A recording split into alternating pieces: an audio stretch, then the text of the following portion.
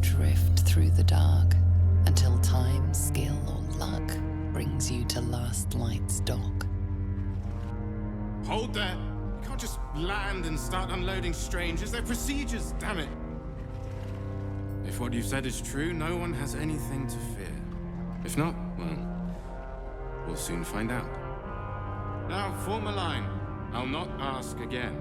You're all right? My gods, you're all right! Come here, darling.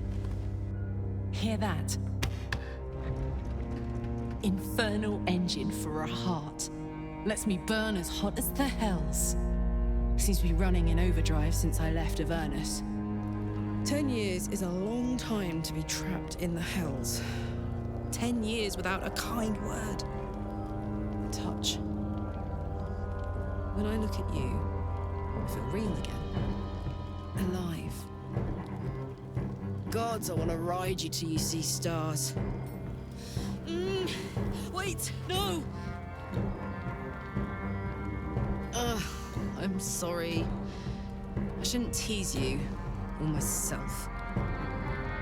I'd give anything to touch you, but I can't. Not until I can be sure I won't burn you. A makeshift harper's fire might not be where I hope to set up shop. But maybe I've got something you can use anyway. And if you find any interesting materials in need of working, I'm happy to help. When Elturel was dragged into Avernus, I was drafted into a devil's smithy. It should have been awful. But infernal metal is like a wild horse. Powerful, exuberant. It'll kill you if you lack technique. I can sense some. Smell it almost. Somewhere in the area. Underground, maybe. Out there in the shadows. If you find it, bring it to me. I'll make something incredible.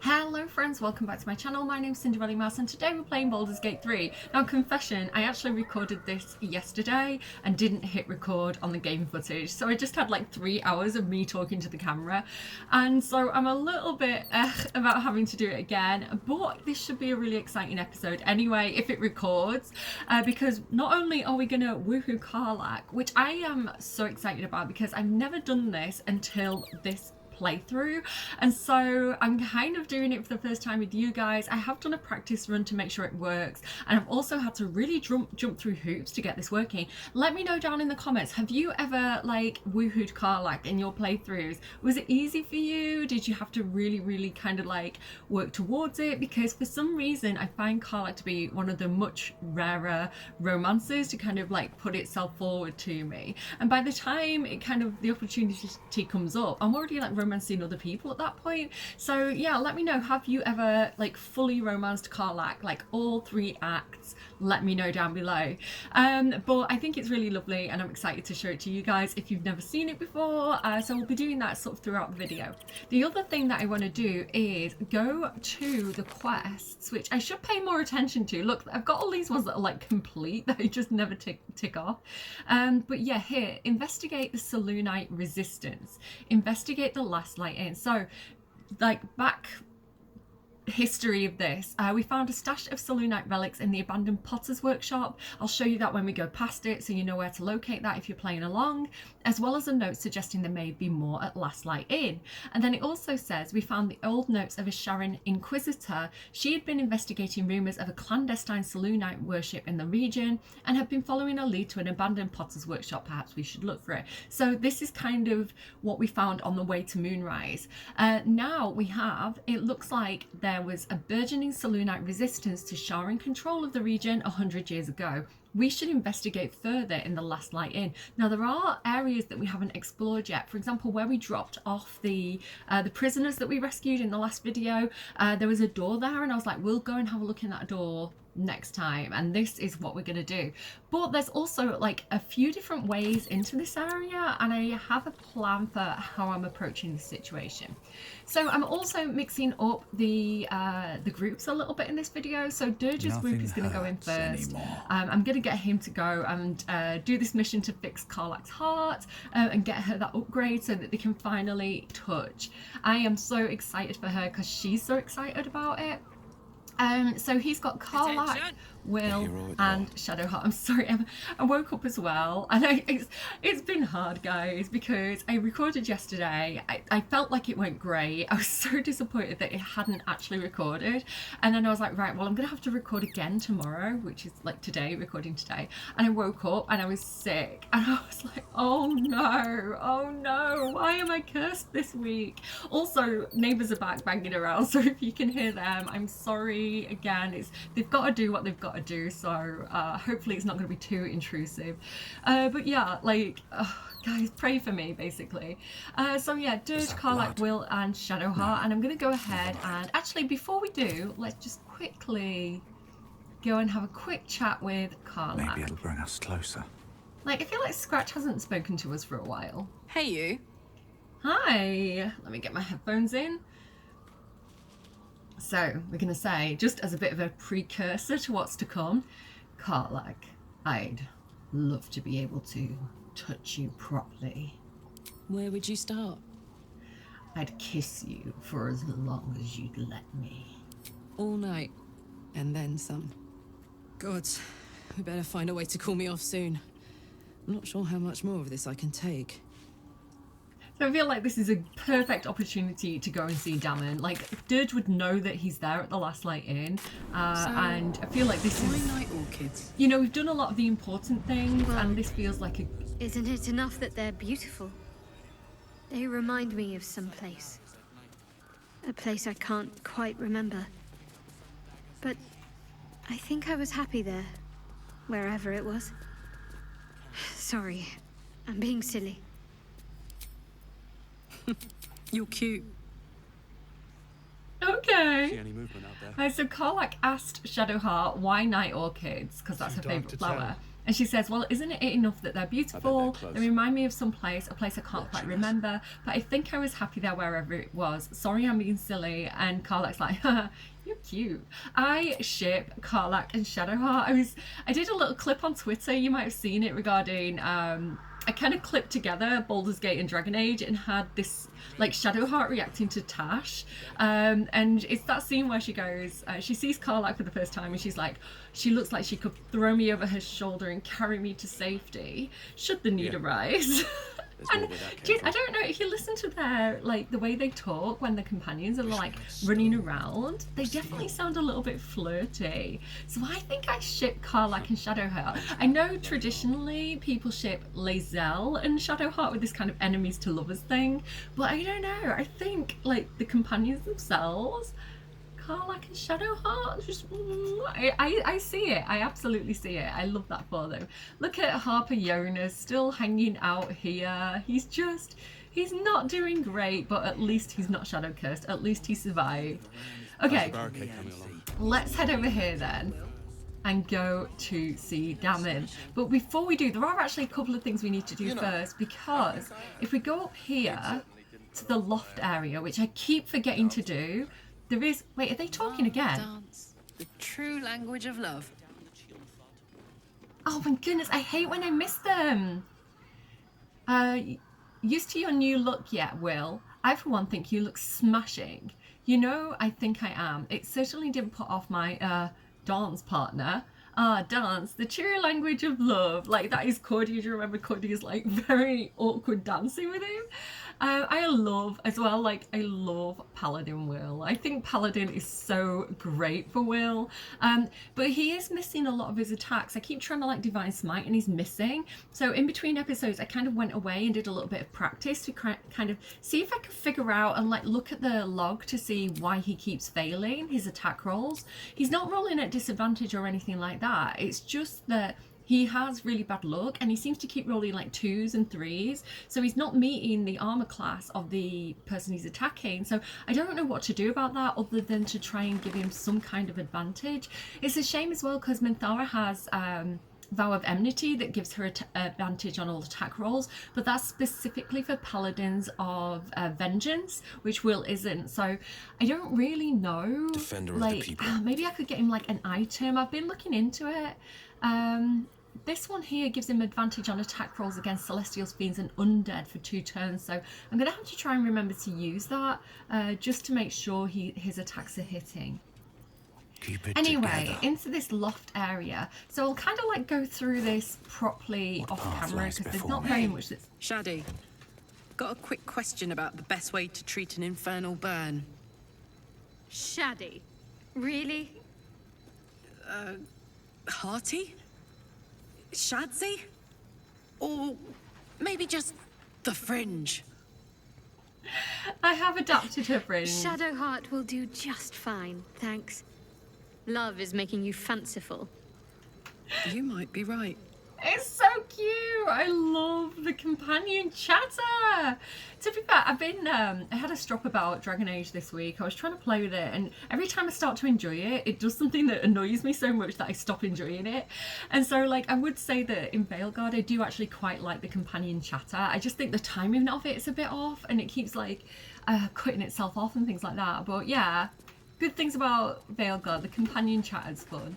Anyway, there's this box here, the rustic chest. So I don't know where you get the key from, but Dirge should be able to lockpick this quite easily. He is quite handy with the old lockpick kit. But go ahead and give me guidance anyway, guys, and let's guarantee we get this. When I did this yesterday, he rolled 2 natural 20s. When does that ever happen? Not on camera, it'll be 2 1s now. Look at that, 1 natural fail. I swear to God, I have the weirdest luck. He's done it though with all his bonuses. He got a dirty 20, which is just as good if you ask me. And in here we get the Rippling Force Mail. Let me move it over a little bit for you guys.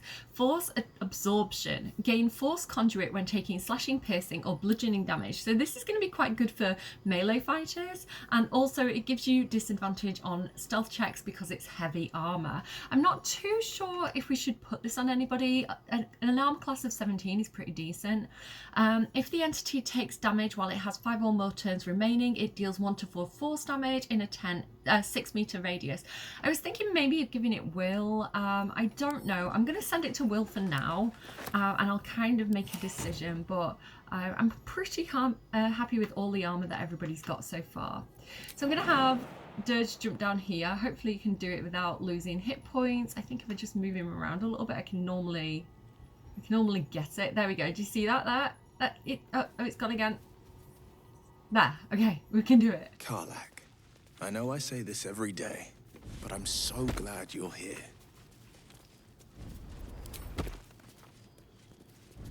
Me too.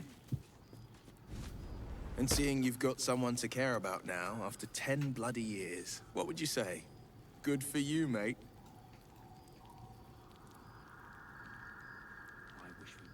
Exactly so, Your Majesty.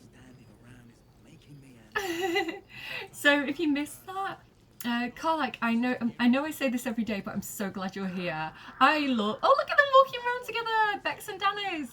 Thank you for bringing Danis back to me. I really don't know what I'd do without him. Oh, I love them. Oh, he's gone. Let me. Oh my goodness, what's he doing over here? Thank you for saving us. Again. I'm never leaving Bex's side again. Never ever. Okay, dude, I don't think you should be walking around out here. Look at these. Worry. We'll just sail all the way down the Chionthar to Baldur's Gate.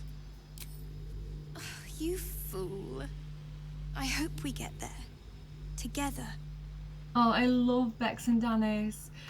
Yeah, guys, you don't want to go out here. Not only is this the edge of the Shadow Curse. Yeah, go back. Bex, go back. Bex, go back. Go back with your husband. Don't worry. Like, what are they doing? Okay, anyway, yeah. So Karlach said, Will said,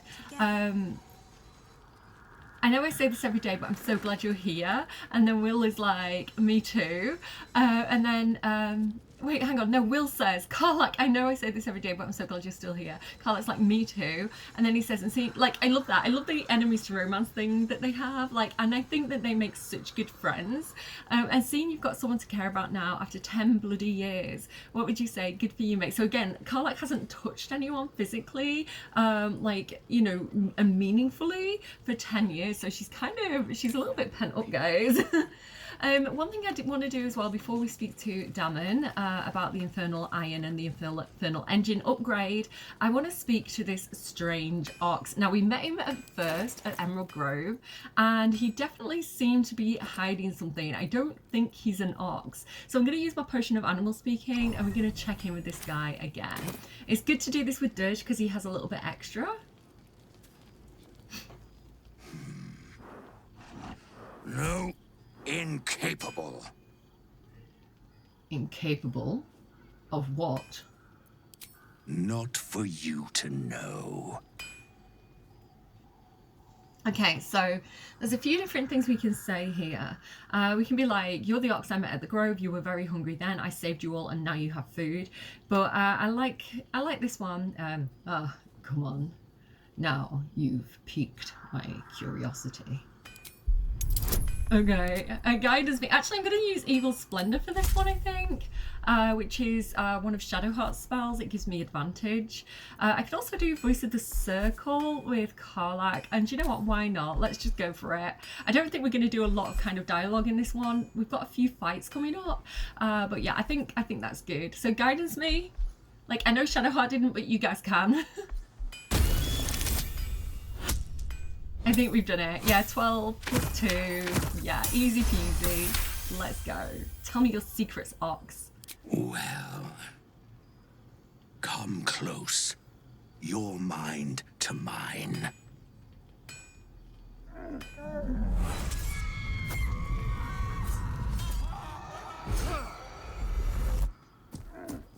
What's his reaction? Are you satisfied? I think this is a bit of a glitch because he's like for ages. So Dirge at that moment would be a little bit thrown. He'd be a little bit shocked. That looked to him not only like his own thoughts and his own dreams of like all the blood and gore that he sees when he closes his eyes at night, but also it looks very much like the bowels of Moonrise Towers. When we went down there in the last episode and we saw what was beneath Moonrise Towers, it was all just bloody bodies and blood and gore and horrible. It looks exactly like what he saw down there. So that could mean that the Ox has potentially been in the same place as him. We do know that Dirge had been to Moonrise Towers before. That wasn't his first time. He doesn't really have clear memories about what was going on. What do we want to say to him? I like this one. Your mind, the unwanted visions. We are very much alike. A kindred spirit. But I only wish to be an ox. Do you understand? I think he would understand. I'm going to say this though. Why are you inside Shadowheart right now? You're trying to run from your violent thoughts too, aren't you? My little secret. I don't know what's going on with this cutscene, guys. We're not going to push him. We're just going to be like, right you are. Do I want to try and trade one of my secrets? I'm going to save just in case this goes horribly wrong.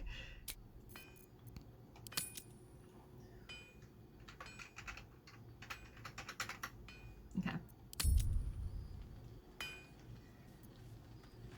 I don't want to anger him, so let's just try. I'll trade your secret for one of mine. I'm not a busybody. You ought to use me as an example, or you might get yourself in trouble. Not bad advice, honestly, because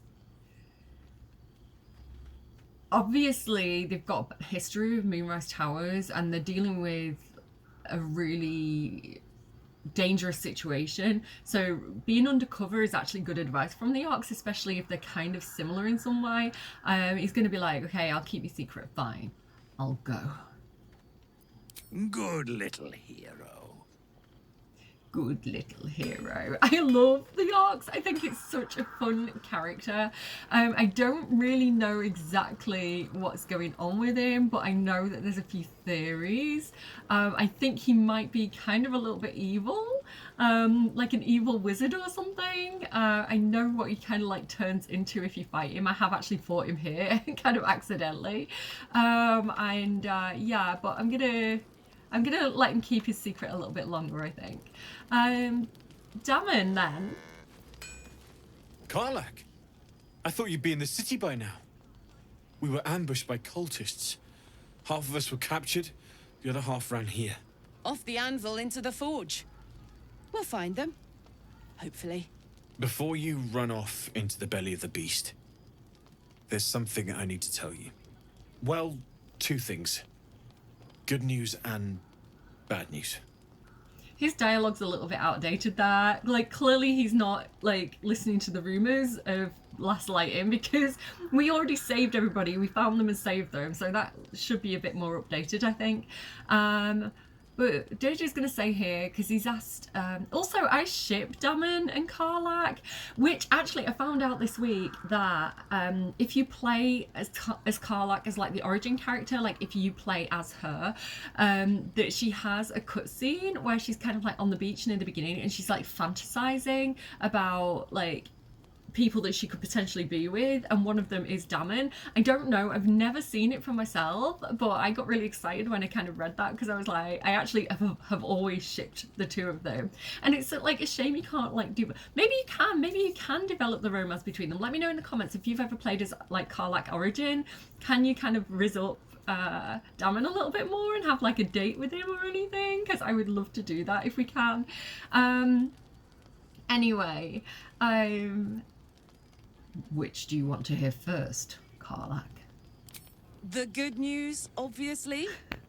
I only need one more piece of infernal iron to craft an insulating chamber that can make it possible for Karlach to... touch people! Exactly! Oh my god. It's really happening. It's been so long! So come on! Let's get this show on the road! We need to find that iron! Hang on! I think you'll want to hear the bad news too. It'll keep. I have infernal iron to find. Karlach, believe me, this isn't something you should... Let's move! At least let me show you where to look. I'm not sure the infernal iron will still be there, but I can show you a few places of interest. Karlach really said, "Don't rain on my parade." I love that she's so positive. Clearly she doesn't want to hear the bad news. She just wants to focus on the good. But I think that is like her positive attitude and her like lust for life are literally what kept her alive in those 10 years down in the hells. Like, I think if she was more of a like a glass half empty person, she just wouldn't have ever got out in the first place. So I understand why she's wanting to focus on the positive. Like, she's been through so much darkness, like she doesn't want to entertain that and those thoughts anymore. So I do understand that for her. Hear that? All I need is a second bit of infernal metal and I'm cured. This is so exciting. Let's make tracks. I mean, that's what she heard. One piece of infernal iron and I'm cured, which wasn't exactly what he said. But they're going to go out and they're going to look for this infernal iron. If we have a quick look on the map, we should be able to see roughly the direction that we need to go in.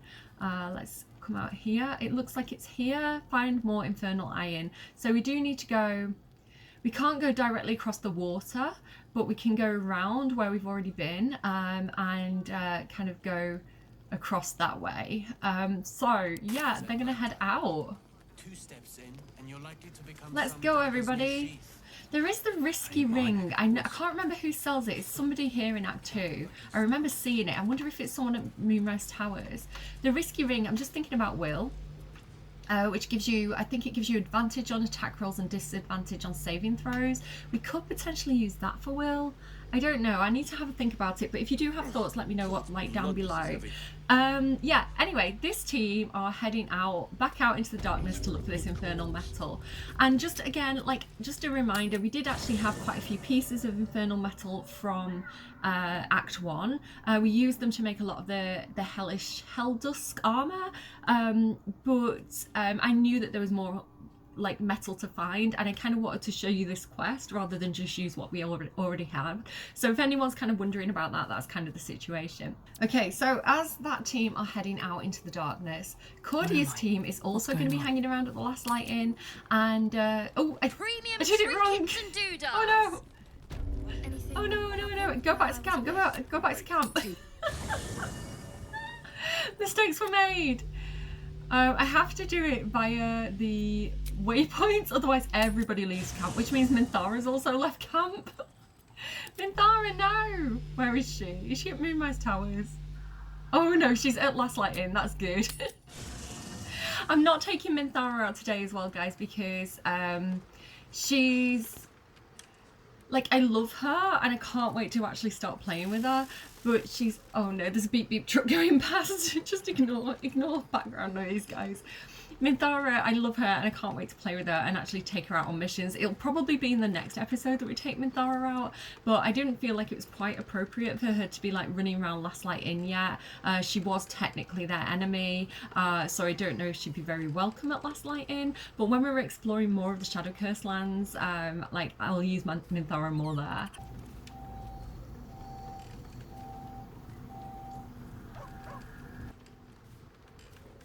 Okay, the beeping's going. Let's go. So, Cordia's team, if I can leave camp properly. Just. So, how was your night with Gale? Did you have a long, hard debate? Too dark to tell. Excuse me?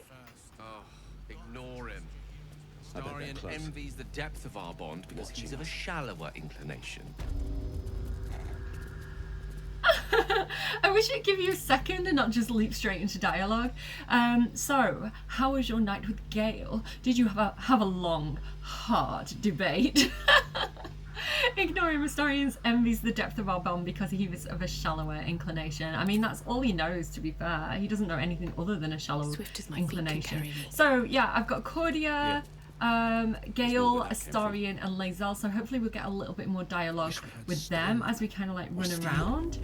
So as Dirge is running off into the shadows to look for some infernal iron, Cordia is going to explore Last Light Inn a little bit more. The first thing I want to do is come up here and speak to this person because I don't think we've spoke to them yet. Terradisia.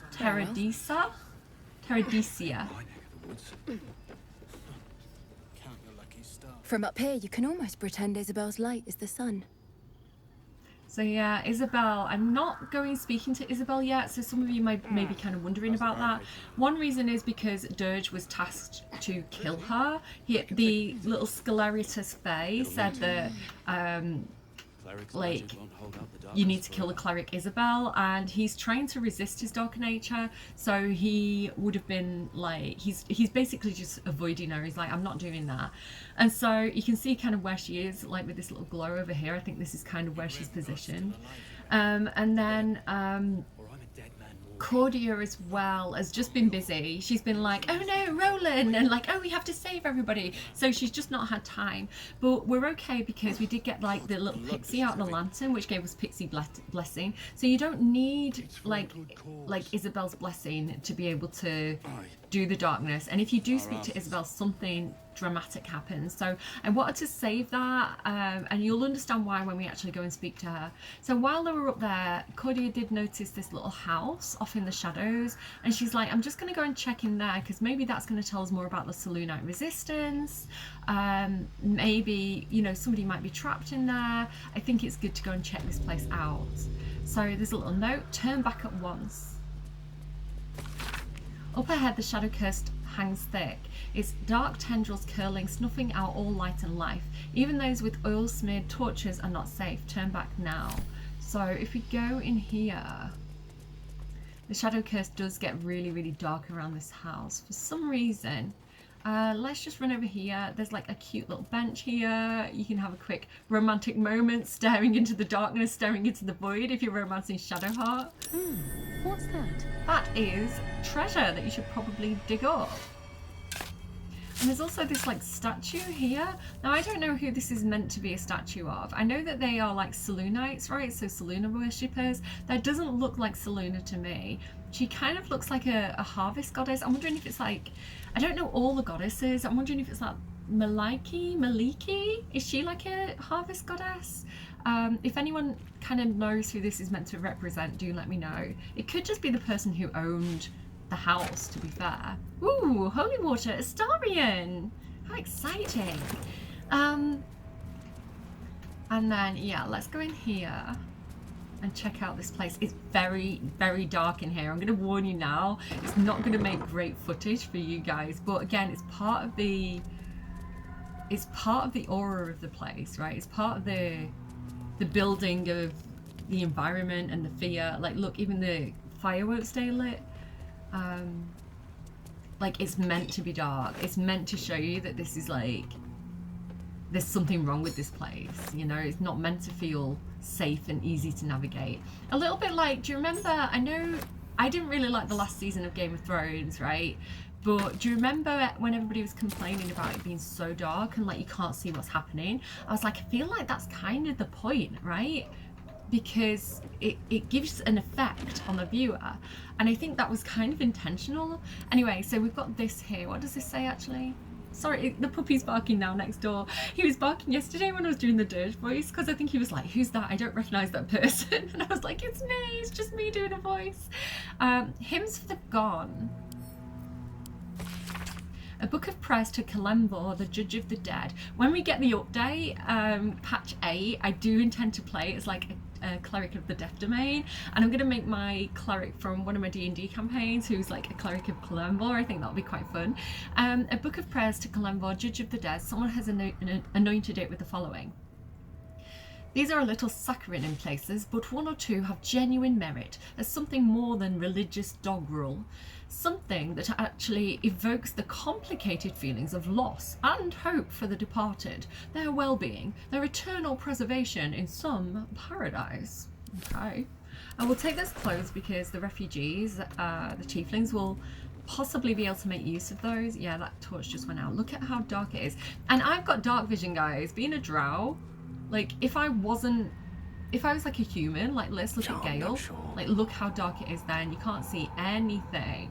So at least I've got a little bit of light. Oh, Astarion, could you possibly open this chest, please? Someone there? So he's going to come over and lockpick this chest. Guidance me. Boop. And it's hard for Astarion to fail because he has so many books. But yeah, look at that. Definitely got that. We needed 16, we got 25. Thank you so much, Astarion. Long road ahead. And we get something special, so definitely worth checking out this little house because you get penumbral armor, stealthier. While obscured, the wearer gets a +3 bonus to stealth checks. And then it's got a little bit of like drow lore here. One of the relics of the Deep Dora's rebellious children. Kitted out though they were for escape, the older siblings had a horrible, I can't read what that says, time encouraging their younger brothers and sisters, who at the crux were frightened of what their mother would do to them should they be caught. Oh, so these are probably drow that were following Illistery, or at least fleeing from Lolth, because, yeah, it sounds like some brothers and sisters that were fleeing from Menzo Branson or the Underdark. So I think Cordia would definitely be very, very interested in that. There's these two skeletons as well that look like they were kind of like hugging and embracing as the darkness took them. They have gold rings each. A date was once engraved on the inside of this ring, but most of it has been worn away by this time. I kind of want to leave the ring on them. I think I'd feel bad because they're probably like their wedding rings, right? So, yeah, I'll take the dagger, but I think I'll leave their rings on them. Let me know, should I take them? Because as far as I know, there's no, like, effect. There's no reason to keep them. It's not like you return them to anyone, like their child or anything like that, as far as I'm aware. So do let me know if you think I should come back and get those. So Cordia's also noticed that there's some roots that we can climb down here, so I'm going to go ahead and have her do that. And then I'm going to save. Okay, I'm going to be honest with you. I had a plan here, and when I did it in testing, it worked perfectly. And then I did it on camera tomorrow, and it went horribly, horribly wrong. So what we've got here are these creepy little mean locks. Now, if I look at these guys, they have this fear aura, which it says it can possibly frighten nearby beasts and humanoids with their fey presence. They also have an attack that can paralyze you. So if they surround us and all our attacks hit, the whole team could be paralyzed, and then we'll be in like real trouble.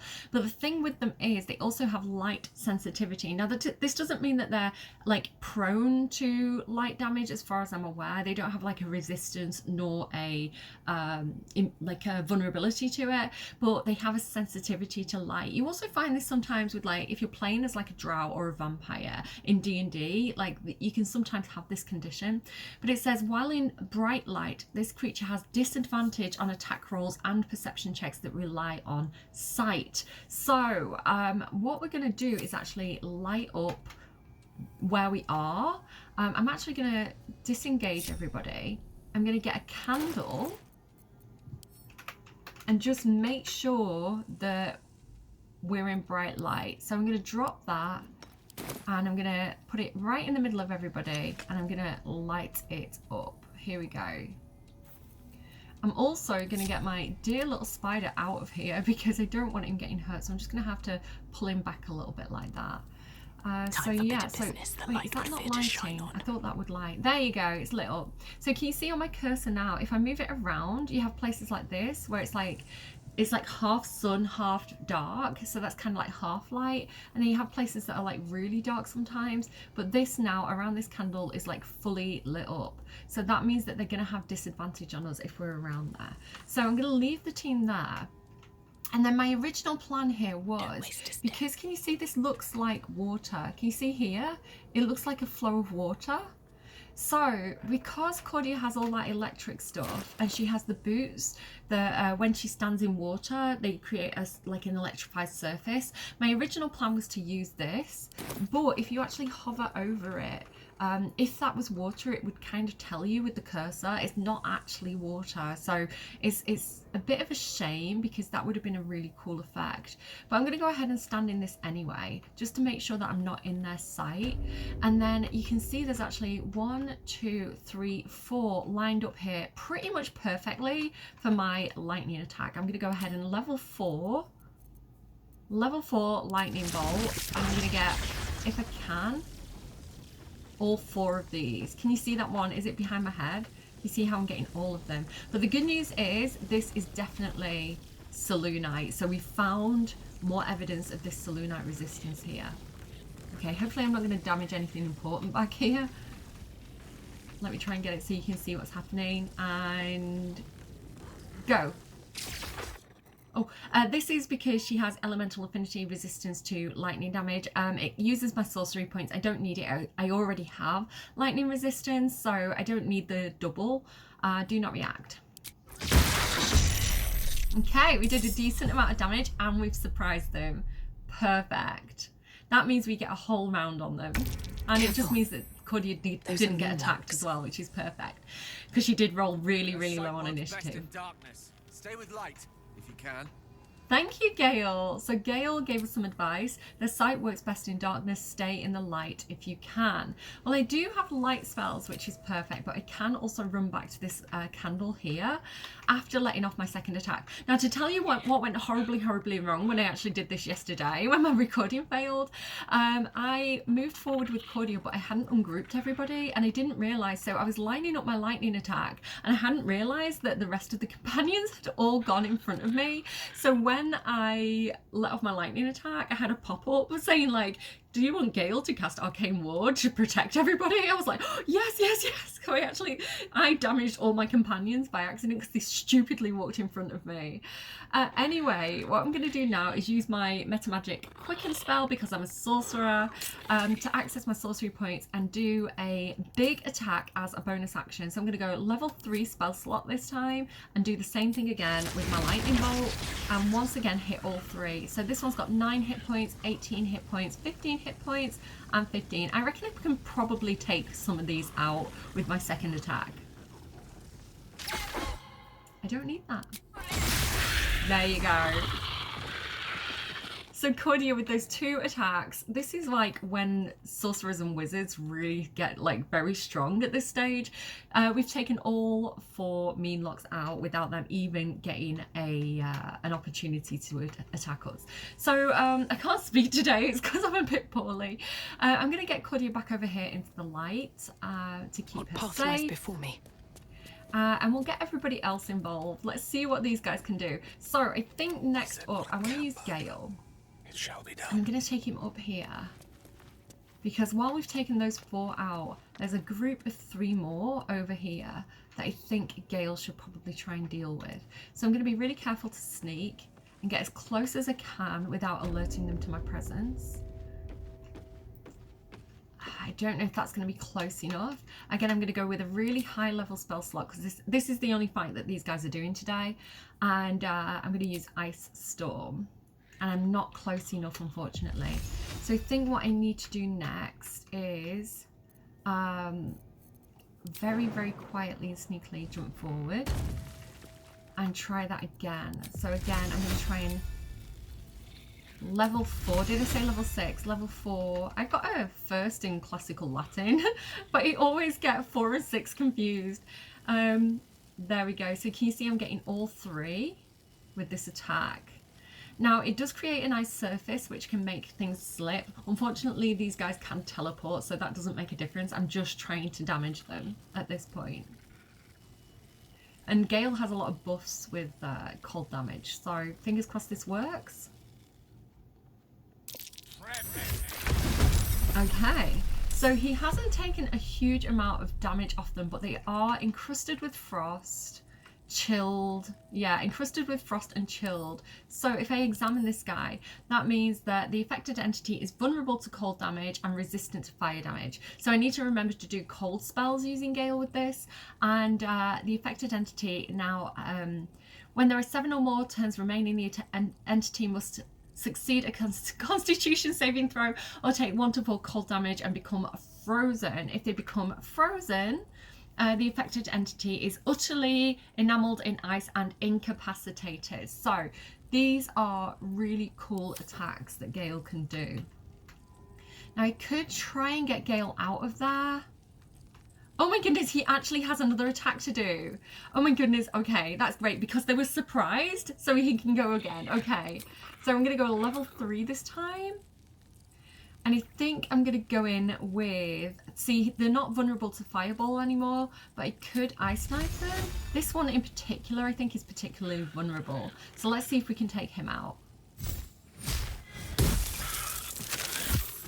Perfect. Gale, maybe you just want to like get out of there a little bit, mate. Get back to the rest of the team. Let's move this way. Outflank. Outsmart. Perfect. At least we're close, you know?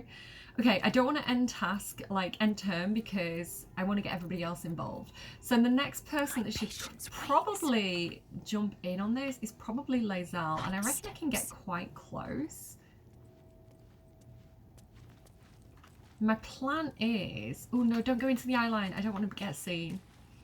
Okay, if you sneak over here, Lae'zel, I reckon I can probably get up to this one and take this guy out next. So, can I jump up there? I actually can. She's so strong. Hello. It hasn't even seen it yet. She's right next to it. That guy does not know what he's doing. Oh, but I have the fear aura now. That's unfortunate. Oh, she's immobile. That's fine. She doesn't need to be mobile to attack this guy. Soulbreaker. Let's go. Okay, good job. Let's go again. Let's just keep smashing him. Down. Oh, can I get to this guy, do you think? She might slip. She might slip. Okay, what I'm going to do is action surge. And we're just going to try and get this one with the bow. I could try and... Let's do trip attack because it does extra damage. So 80%. Perfect. And then we'll just go in again and we'll see if we can get him down even more. 80% chance. 20 hit points. We took 12 hit points off him. So we've just got this one guy left. I am going to take the chance of hitting him with this. Can't reach destination. Oh, yes, I can. Yes, I can. Is she going to slip? Immune to being prone. Sweet. They didn't have a chance. So yesterday they did manage to get a shot on Gale and they paralysed him. But yeah, they didn't even get a shot off with that one. So I am very, very, very pleased with how that went. And again, I do like to kind of show you guys good techniques for your playthroughs, you know, things that you might want to try. Again, it can go wrong unexpectedly, just like how I managed to electrocute my entire team by accident because they snuck in front of me without me realising. So there is always like room for error, but that went perfectly, I think. So let's explore. There's some wine and things, we'll take it. Let's see if the mean locks have anything on them. Most of them don't, but one of them does have a special item. There we go. So the covert cowl, again with the drow stuff. Covert critical. While obscured, the number you need to roll a critical hit while attacking is reduced by 1. This effect can stack. Some of you, I need you to let me know, guys, because there's different rules that you can do when you're playing D&D. As a DM, the way that I play it is a critical hit does double damage. So if I roll say I roll damage and it's 10, I'd actually do 20 damage. So if I roll damage and it's 50, I actually do 100 damage. I always assumed this is how Baldur's Gate works. Like, that's how it seems to work to me. But I know there's different ways of doing it. Like, one of the ways is if you do a critical hit, it's automatically like the max roll. So say you're like, you hit someone and the thing says roll 4d8s. The max damage you do will be like 32, and so you automatically apply 32 damage. So let me know as well, like if you're a DM or you're a player, which style do you prefer? And which style does Baldur's Gate use? Because I always assumed it was double damage, which I find a lot easier to... I'm not the best at maths, so as a DM, I find it easier for the players to tell me how much damage they're doing, and then I just double it, rather than trying to do like 4d8s or 64s or whatever it is that you're doing. While obscured, the number you need to roll critical, we've read that. Dexterity saving throws +1, love to see it. One of the relics of Deep Dwera's rebellious children. Keeping themselves and one another safe from nasty surprises of their home, the siblings made good progress. At the final hurdle, they were confronted by none other than Dwera herself, and her rage was great, and they felt the candles of hope in their hearts snuff out. So their mother, I think it was, this Dwera, her children rebelled and I guess tried to escape, but she was really angry about it, and yeah, they got into trouble. Oh, it's hard being a drow. So I think I really do like these for Astarion. Cordia could wear it, but because she is a drow, but she has a lot of really good stuff like for her build already, like the Lifebringer and like the Headband of Intellect. So I don't think I'm going to end up using it.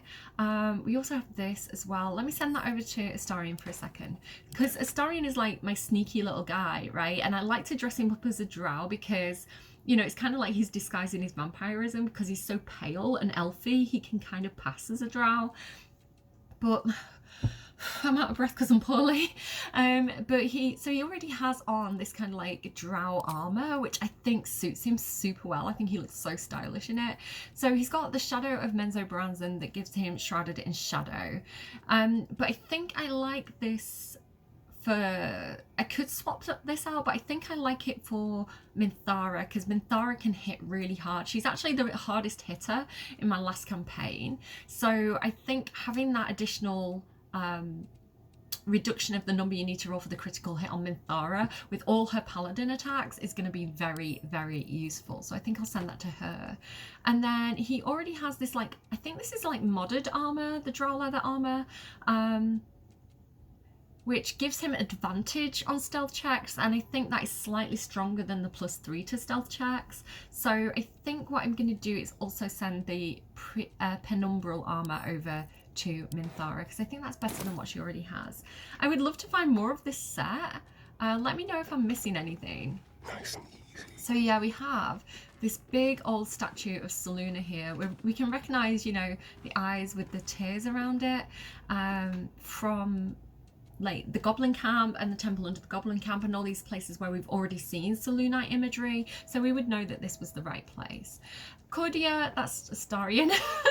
Cordia, being a cleric of Alistairi, is very respectful of other people's religious beliefs, so she would go ahead and she'd light these candles. And she'd like Selûne because Selûne, being like another goddess of light in darkness, like she would vibe with that, being a cleric of Alistairi. And there's also this book, Halfred's Note. Hidden amidst columns detailing the income and expenditure of a tavern is an aside, written in tiny, urgent handwriting. I have concealed the sacred relics of our revered goddess in the darkest corners of this place. Morfred, my loyal brother, seeks to forge a network of allies to stand against the oppressive reign of Ketheric Thorm. Sadly, fear has gripped the hearts of many, turning them away from our cause. I cannot truly blame them, for trepidation fills my soul as well, but I must put aside my own fears and reunite with Morfred in the bowels of the Masons Guild. Together we shall preserve what we can of the Moon Maiden's light and hope that the banners of the faithful will soon rise against that treacherous dog Thorm. So this is definitely the Selûnite rebellion that we've been looking for. So we've got what's his name? Morfred, his loyal brother. So I don't know if we know this person's name yet. Here we go. Update the Selûnite resistance. I'm going to take that with me as well. So this now says, the Masons Guild seems to have been the centre of the Selûnite resistance in the area. We should seek it out and investigate further. And it just so happens I might have a team on the way there. But before we go back to that, I want to finish exploring this whole area and see what else we can find, because there's a lot of like valuable stuff here that I think could definitely help out, like the tieflings and the harpers, because they're you know, they've got to make the way to Baldur's Gate, and a lot of them are going with nothing. So anything that they can sell, I think, is going to be really useful to them. And this is just storytelling. It doesn't really make a difference. I can just go up and sell it to the traders, you know, and make some money for myself. There's a book here, but it's really hard to actually click on. It doesn't kind of show up for me. So if you press Alt, you'll be able to find it. There it is. I wasn't even clicking in the right place. Selûnite prayer book. Read. Threads of silver. Dearest Selûne, our fair maiden, weave our hearts with threads of silver, guide us with light of the moon, and quench us with the purest of tears. Shadows taunt us, hear our prayer. Shadows stalk us, hear our prayer. Shadows wound us, hear our prayer. Selûne, thou with radiant loom, mend our hearts with threads of silver, heal us with drops of morning dew, and soothe our souls with softest star glow. She's a very positive goddess, Selûne. I do like that a lot of people follow her. And I think it's really interesting as well, the idea of, like, you know, Shadowheart being, I think, a very kind person. I think, you know, she has been indoctrinated by the Sharans, but I think deep in her heart she's a very kind person. And you can see this because, like, some of the features of Shadowheart, some of the, you know, the way that she's been written, she really loves children and she really loves animals, and I think that those are both signs of, like, a good person. And so, you know, this Sharan indoctrination that she's had, I don't think suits her. I don't think it aligns with who she is in her soul.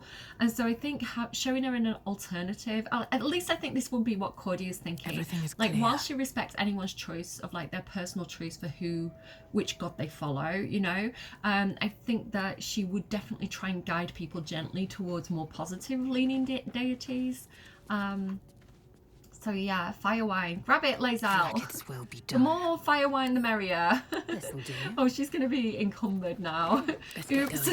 Good thing I'm done fighting then. Right, I don't think these mean locks have anything else on them, but let's just quickly check. And I want to show you the whole of this like underground area because it's quite an interesting place, like under the Last Light Inn. Very well. So if I head now over this way, so just to kind of orientate you, this is where we came in. And this is where I am now. It's just kind of like the other side of that wall. So there's a wooden lid there. I don't think we need that. But there's this really interesting cracked wall. Now I would say this is designed as a way into this area. So just to kind of show you guys around, I'm going to use Magic Missile to destroy this cracked wall. I need to go again. It's okay, we don't need to fight anymore, so we can use our spells, especially at level 1. So behind this cracked wall we have this little area here with some smoke powder, which obviously is designed to give you a way to blow up that wall if you want to get through there. It's suggestive. Is that blood? But you can also escape this way as well. So there's, like I say, it's like a bit of a rabbit warren in this area. There's lots of ways in and out. I think that's just like good design. Because that means that the developers have made sure that most players will find one of the 3 entrances into this area. I think it's 3 entrances. I could be wrong. There could be a 4th one as well. But I'll kind of like show you all the ways that I know. So just quickly check in here to see if there's anything interesting. I think that's the last of it. So through these doors, we find a spider web, which Cordia would definitely know how to deal with, being from the Underdark and Men's of Brandon. And you find this little storage area. So this is actually underneath the Last Light Inn, and we'll come back this way and we'll explore that in a minute. So that's just one entrance. But also, if we run, there's more fire wine. Come and get this fire wine, guys.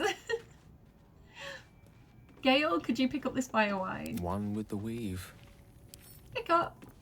You never know when a bit of fire wine is going to come in useful. The good because they explode, right? And they create like a fire surface. So let's spin back around and go back out the way we arrived. So the way we arrived was like down these vines, these knotted roots from the house above, but we can also go this way. Better not be cursed. And we find this little kind of sewer area, and there's a chest here. Step carefully. There's a trap. Oh, Astarion, do you think you could use your skills to disarm this trap, please? You don't need to be crouching anymore. It's perfectly safe. Watch my spider. So guidance me, because we're going to do a trap. There we go. I think he's probably got this. Yeah, nat 20. Look at my boy go. There we are. So again, if you're not familiar with D&D rules, a natural 20, if you roll a 20, like straightforward, it beats everything. It's like the trump card, right? It's an automatic success. And so even if somebody else is rolling and they roll like a 19 and like +5, so they technically get like 24, you would still win because a nat 20 is like the best you can get. Natural 1 is automatic fail. So just in case you're unfamiliar with that, that's how that works. So that's why it didn't add the extras onto there. Yeah, I don't know why. I don't know why Cordia is the one doing this. I accidentally clicked on Cordia instead of Astarion. Astarion, could you possibly lockpick this for me as well? Simple. Oh dear, I am so tired today. And another natural 20. So, like, watch. It's just like, yeah, critical success. It doesn't add all the modifiers. It doesn't need to. Perfect. Never a dull moment. I think the only time you kind of get into a problem is if, like, you're rolling against another player or another entity and you both roll natural 20s. I don't know what you do in that case. I don't think it's ever happened to me as a DM. So we've got this coruscation ring. Coruscation ring. Can't say that word. Arcane Radiance. When the wearer deals a spell that... Try that again. Arcane Radiance. When the wearer deals spell damage while illuminated by a light source, they also inflict radiating orb on a target for 2 turns. Now this is going to be really, really useful in the Shadow Curse lands. It says affected entity has a -1 to attack rolls for each remaining turn. It also sheds a bright light in an area surrounding it. Reduce the duration by 2 each time the entity makes an attack. So basically we can light up like the shadows and the creatures that benefit from being in shadow. So for example, the Meanlocks, they have disadvantage if they're lit up. So if you attacked one of those and they had radiating orb, they would be lit up. Like wherever they go, they are the light source. So yeah, it can be very, very useful to get this in the Shadow Curse lands. And I think I'm going to go ahead and send this to, sorry, couldn't get out of that. I think I'm going to go ahead and send this to Will, because they are going out into the Shadow Curse lands and I feel like they could really use, you know, those additional features. So going across here, we can see again, like we can peek through into that basement area, and if we just keep going round here, I don't think you can get down there, but again, let me know if I'm wrong. We get to this iron door, double metal doors, which we unlocked using the Last Light side entrance key. I don't know where we actually got that from. Another wooden chest with some nice things in, including the Scroll of Revivify. So if your players are dying a lot, that could be definitely very welcome to find. A few like pouches, a pouch of ash. I don't know if that's coming useful at all. Thieves' tools. And would you know it, there is another smoke powder barrel and another cracked wall. Now I'm going to keep hold of the smoke powder barrel because that is just Elminster's helpful not to around, have. so might as Pick that well. up for me, please, Gale. I'm just going to go ahead and use my a level 2 magic missile to get through this. There we go. So this is one of the other ways into the area. You can also get out this way, and this again leads into the basement area underneath the Last Light Inn. Specifically, it leads into the cells. So if you are thieving or doing something you shouldn't in the Last Light Inn, you might find yourself locked away in this cell, but like I say, you could also escape through this cracked wall if you find yourself in that situation. So that is pretty cool, I think. I like that they give you like alternative ways out.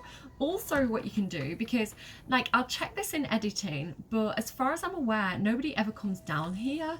I've never actually been arrested at Last Light, so I don't know if you get arrested they might assign a guard to this area, but if there's nobody here, what you can also do, if you have Misty Step, is go ahead and just Misty Step straight out of there, like that, and go ahead and just grab this key off the table. Pockets. You know, if you're not very good at lockpicking, this is like an alternative method. And I think it's really fun to find alternative ways of dealing with a situation in D&D. You know, like no matter who your character is, like there's gonna be like multiple solutions to problems. And I think that's really, really fascinating to see how creative people can be when they're playing D&D or Baldur's Gate, to see like the different things that they can do and utilize to kind of creatively solve these situations. So yeah, we've got a lot of cool stuff down here. So the basement of Last Light Inn has so much wine in it. So if you're low on camp supplies, maybe you're doing like honor mode where it's like 80 camp supplies per long rest, this is a really, really good place to come and loot, because you're gonna get so much like stock for camp. So we just got like a little prayer thing now. Let's just take that with us. So I'll go ahead and we'll grab a lot of this stuff. A little bit of gold. And oh, gross stuff in there. I'll take the shoes. Again, the tieflings could definitely use those. They're going to be like walking for quite a long time to get to Baldur's Gate. No traps, please. So there's this other second jail cell, but this is being used for storage. Again, lots and lots of wine. So you're going to find it on the shelves like this. But there's also like bottles lay around on the floor as well, so you can just go and like find loads here.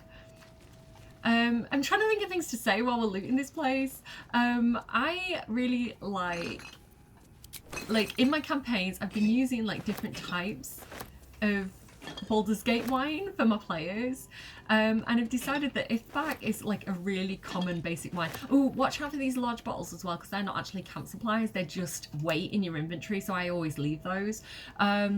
But if you hover over it, it tells you that it's just a bottle. So yeah, so I always say like, Hairpack is like really common. So it's like, oh, you've got more Hairpack. It's like, oh, it's Hairpack again, because it's like really common in Baldur's Gate. And then I use like the fancy ones. So like one of them is like Rosy Morn Monastery wine, which I think is great because we've been to Rosy Morn Monastery. So that's, you know, a cool reference, I think, to be like, oh. Hello, my dear. Hi, I'm sorry I didn't mean to click on you. Bye! Bye, Historian. So what else do we have? There's more over here as well.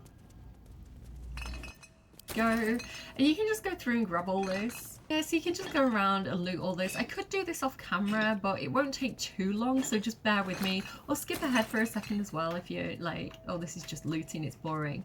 There is a book here, The Harpers, which tells you more about like Jaheira and her whole business. It says the Harpers are a secretive organization whose main purpose is the preservation of all things good and right in the world. So if you had any doubt about her and her, you know, Harper business, like this is kind of reassuring. They outfox evil at every turn with shrewd fighting or cunning political maneuver. And though they are not well organized, how could they be, with many members utterly ignorant of the identity of those they make claim as allies? Now this is great. This is kind of like during the World Wars where they had like the underground resistance network. I know like Audrey Hepburn, the actress, she was a member of this, like she'd run messages. So yeah, like the idea of kind of, it would be really dangerous for them to know all the members, because if any of them were captured and tortured, they'd, you know, be able to get that information out of them. But if you only know 1 or 2 people in that network, you know, the whole network is more protected. I think that's a really cool detail.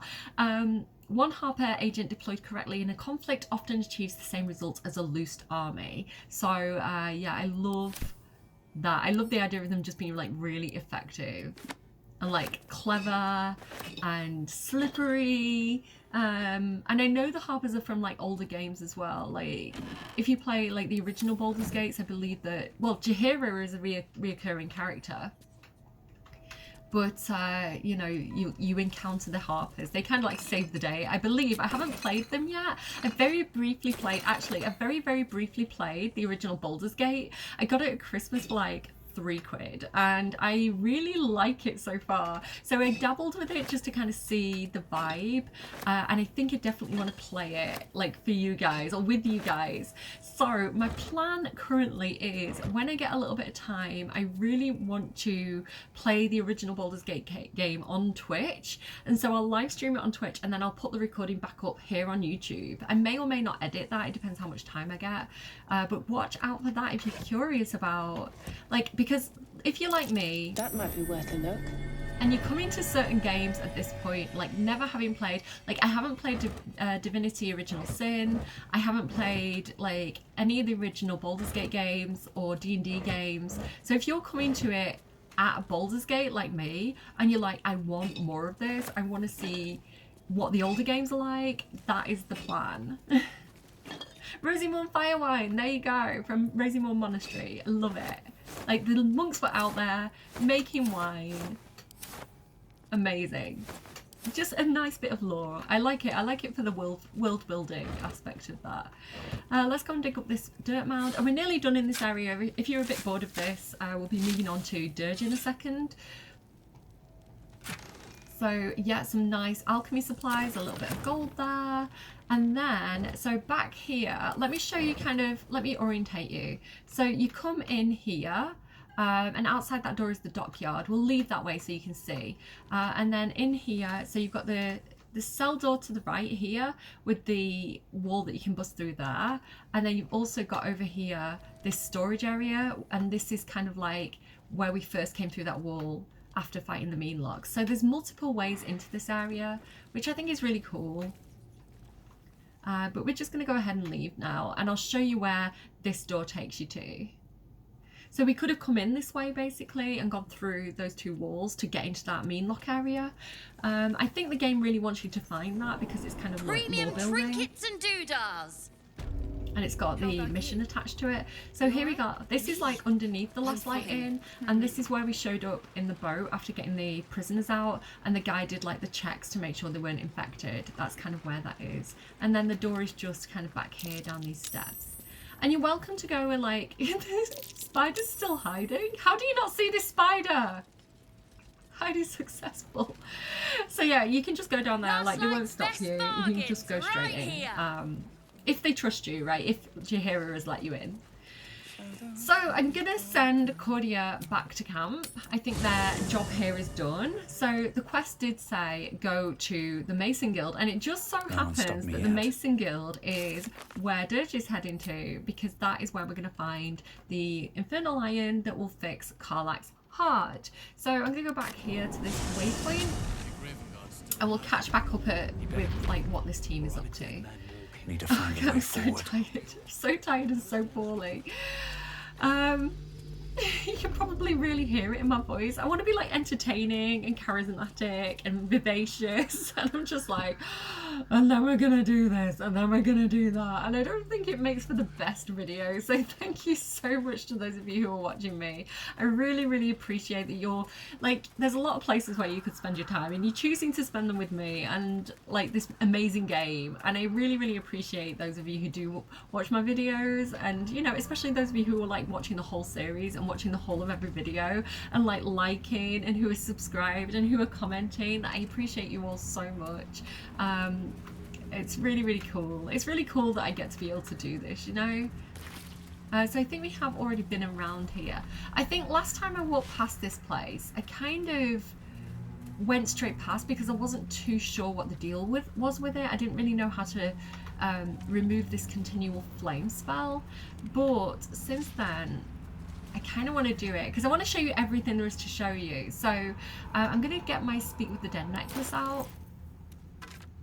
Where is it? There it is. And we're going to speak with the dead on this absolute like cultist here and see what they have to say. Because I don't want to miss a thing. Oh, he actually has it as a ritual as well. Okay, I guess I don't need the necklace anymore then.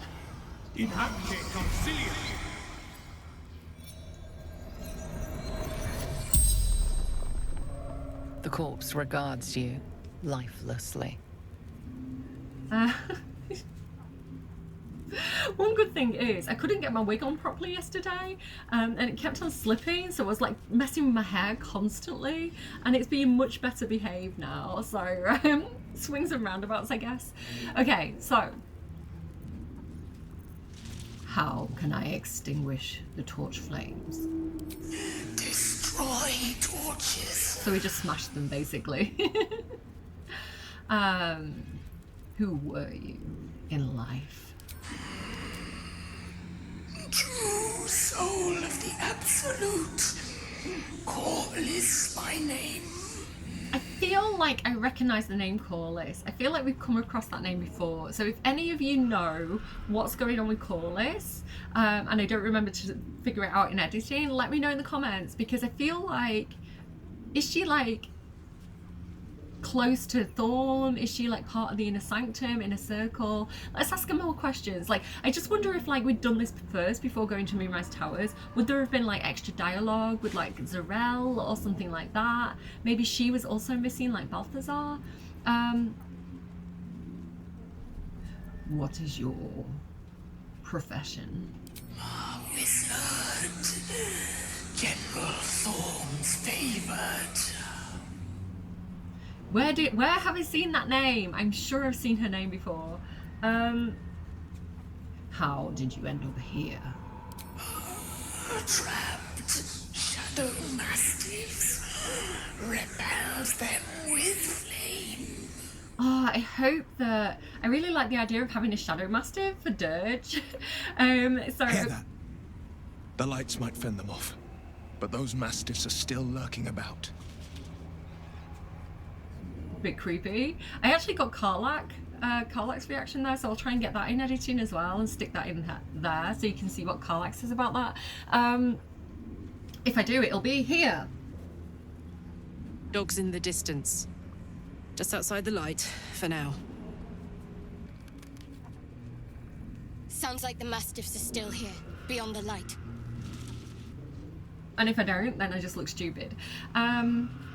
Yeah, I like the idea of a Dirge having a Shadow Mastiff. So I wonder if when they do patch 8 and they do like the additional subclasses, like I was talking about the Cleric of the Death Domain before, I know one of them is like a Shadow Sorcerer. So is it like a thing of Shadow Sorcerers that they can like summon Shadow Mastiffs? Because I feel like that would suit Dirge so well. Like alternate Find Familiar. I don't know. I've never actually played as a Shadow Sorcerer in any of my D&D campaigns, so I don't know the ins and outs and details of that. I'm so excited for patch 8. I'm gonna get like so many more hours of gameplay out of it.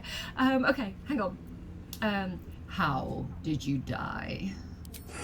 Unslaked hunger, unquenched thirst. Oh, so they like starved to The spell's death? power wanes.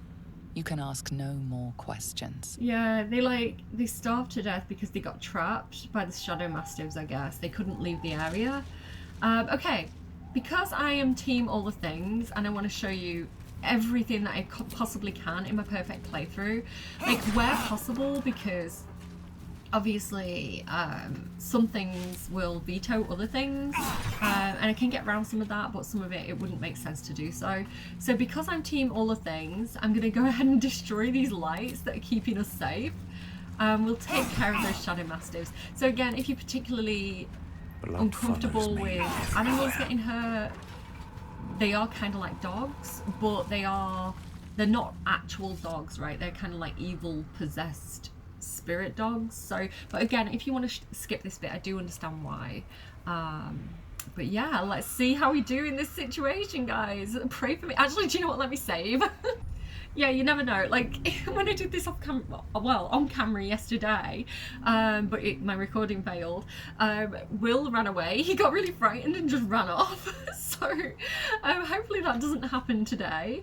But let's go ahead and destroy this last flame and see what happens.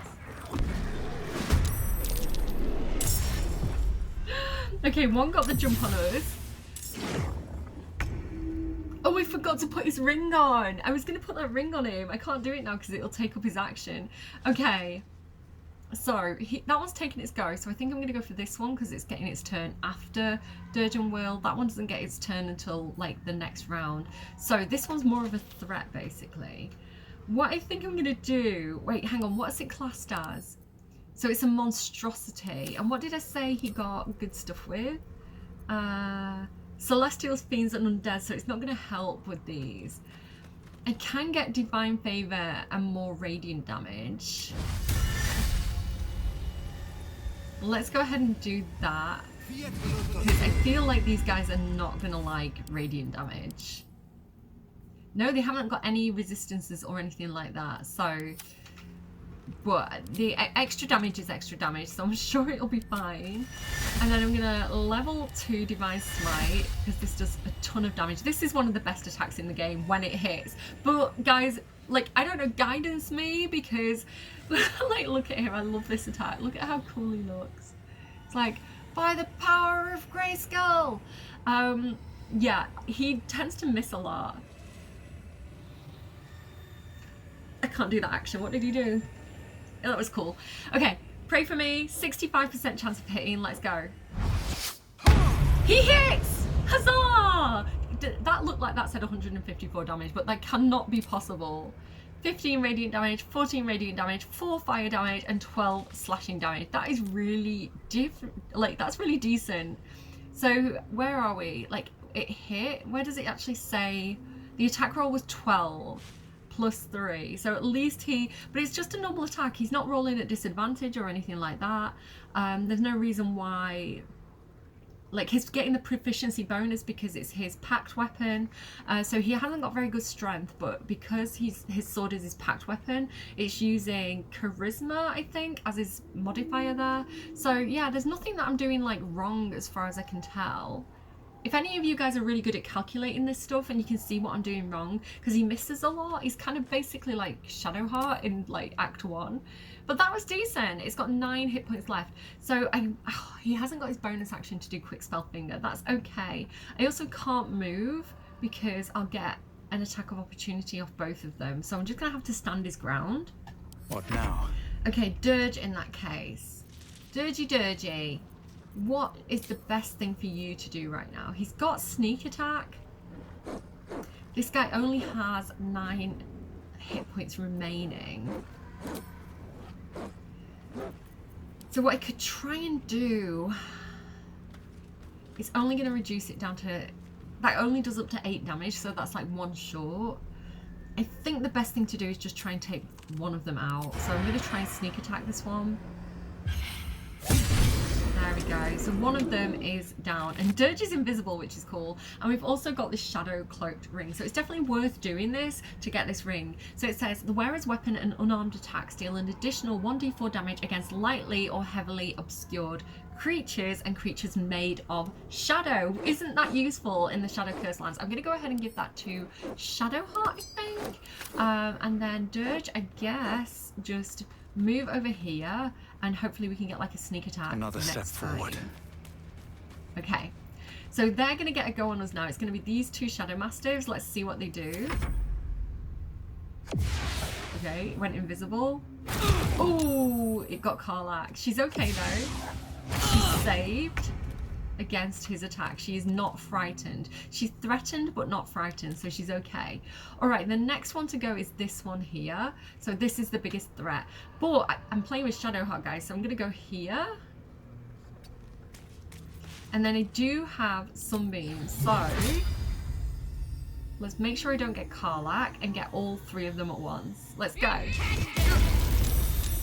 Okay, they all took damage, but none of them went down. Okay, that's fine. Karlach's also going to get a go. I think what I'm going to do now is I'm going to heal everyone because Will and Karlach have both taken some damage, and this is also going to give them Blade Ward. I don't think that's particularly helpful, but at least everybody gets a little bit of healing. And then I'm also going to have Shadowheart move back because I'd prefer everybody to have a little bit of distance. Why did that one go? Wait, why did that one disappear? Wait, what? Why? No, mistakes were made. Oh, I was going to take that one out as well. Okay, well, in that case, I guess I'm going to go ahead and... I'm just going to go ahead and start smacking these guys. So this one... down. Sweet. That one went as well?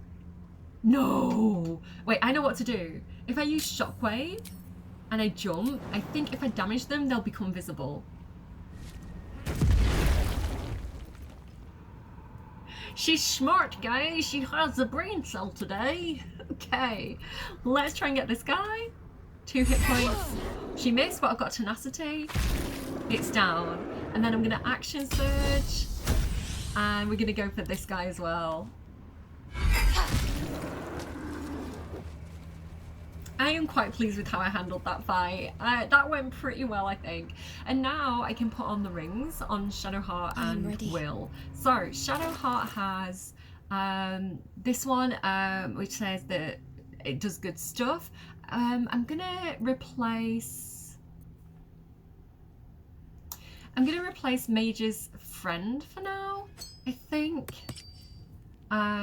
Just for the time being, just while we're fighting shadow creatures. And then with Will, I'm going to go ahead and use this ring that we got from fighting the Meanlocks.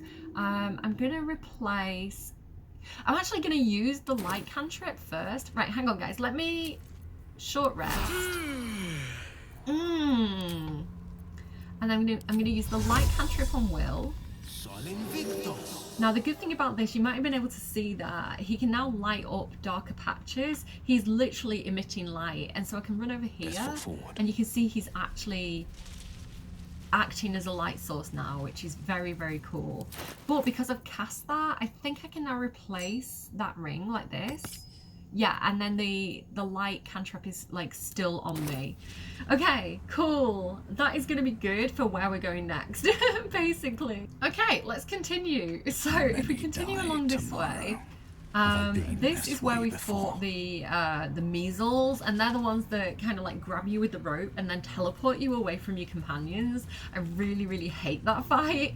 But yeah, if you come through here and then down here, this is the little potter's shed that it mentions in the quest. This is where we originally like activated the quest. And so from here we can turn around and go across this bridge here, and then this is the Mason's Guild. So very close to it. Anything of use? I feel like sometimes I get like companion dialogue here, but it doesn't seem to be activating at the moment. I think they just decided to do all the talking back at the Last Light Inn. So here we go, deeper into the Shadow Cursed lands. You definitely need to have your wits about you in this area because there are a few people hanging around. But I think we're safe to kind of... Wait, what's that? Oh, it's a skeleton. I think we're kind of safe to come in this... Signs of fallen Dark Justiciars. This can't be a coincidence. They must have originated from somewhere nearby. I mean, maybe Ketheric Thorm and Moonrise Towers, that could have had something to do with it. But I think we have found talk. Wait, what was that? I feel like... Was that... We discovered that Shadowheart possesses a certain amount of resistance to ill effects of the Shadow Curse. The Chosen of Shar. We discovered the remains of a long-dead Dark Justiciars in the ruined town of Wraithwyn. That's where we are now. It seems they fought to the death in an effort to defend something important to them. So, yeah, there's definitely a lot of these signs of Dark Justiciars. We know that Ketheric Thorm was leading the Dark Justiciars. I think he like founded them in the area and built them a temple. So we definitely need to be on the lookout for that for Shadowheart because it's what she's interested in. You see that symbol on the ground? This was a Mason's Guild. Well, it just so happens that's exactly what we were looking for. Maybe a nice big hammer for Karlach. Maybe get a nice big hammer for Karlach. I would love that. So here's the symbol that he was talking about. Let's go and inspect it a bit more closely. Who's this? Tread carefully. You are still necessary. Gods, what's that smell? Sulfur? Bizarre. So do you remember meeting Carilla? Carilla is the little warlock that saved us when we were in the goblin camp and Dirge was talking to Priestess Gut and he drank the potion that she gave him and then she like had him all chained up in her like little prison cell and like he was in a really bad situation and then Carilla showed up at the last minute and like just killed Priestess Gut and the big ogre that was in there yeah, we don't really know too much about her but she does smell a little bit like sulfur and I feel like, you know, Will and Karlach would definitely recognize that smell from the hells. So yeah, maybe we'll meet her again, I don't know. But let's have a look at this skeleton. I think she also showed up at camp once, right? She was like hanging around in camp, like near Will on the beach. Okay, yeah, she just kind of spies on us, which is fun. Let's have a look at this skeleton. Here goes nothing. Let this be a warning. Those who defy Shar's will shall suffer darkness without her blessing. So yeah, we do know that they were running the Selûnite resistance from this building against the Shar worshippers and Dark Justiciars, and it seems like that didn't work out too well for them perhaps. So I guess we're going to go in and see what the situation is now. Maybe there's somebody hiding out in there. We'll see. We also need to look for the Infernal Iron for Karlach. Nothing there. Anything here on this table? A barkskin recipe. I mean, we'll take it. We'll read it. Don't mind a bit of barkskin. There we go. That's unlocked the elixir of barkskin. Amazing. Anything... Hello? What was that perception fail? It's always a bit nerve-wracking when you perception fail in Baldur's Gate. It's like, oh my god, is there a trap? What am I walking into? I love tormenting my players with that as well as a DM. Something over there. You know when they're all failing perception checks and it freaks people out because they're like, oh my god, what don't I see? You can have a lot of fun with that. I never troll my players, I'm never like mean, but it makes it exciting if you kind of like throwing things in there that are like, what's happening now? Like, oh, like how they deal with that. What is this? So, all odd looking bones. a pile of crushed bones of varying shapes, sizes, and creatures. So all these bones are not necessarily from one particular person or creature, it's a mix. I feel like that's something that's to do with disrespect, because if we read this... Here lies the Grand Mason, his bones and lies exposed. I don't really understand exactly what they're saying there with that. What's this? Oh, it's a broom. I thought it was a hammer for Karlach.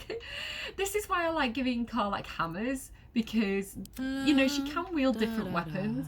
But because she says, oh, maybe a nice hammer for Karlach, I like, you know, I feel like that's her favourite weapon.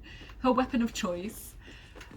Let's keep exploring. There's that symbol Another step again. forward. Let's try this way. And here we go. Here is the Infernal Iron. Perfect. It's sad that she doesn't comment there. Oh, that's Will. It's sad that Karlach doesn't comment there, because I think it'd be cool if she did.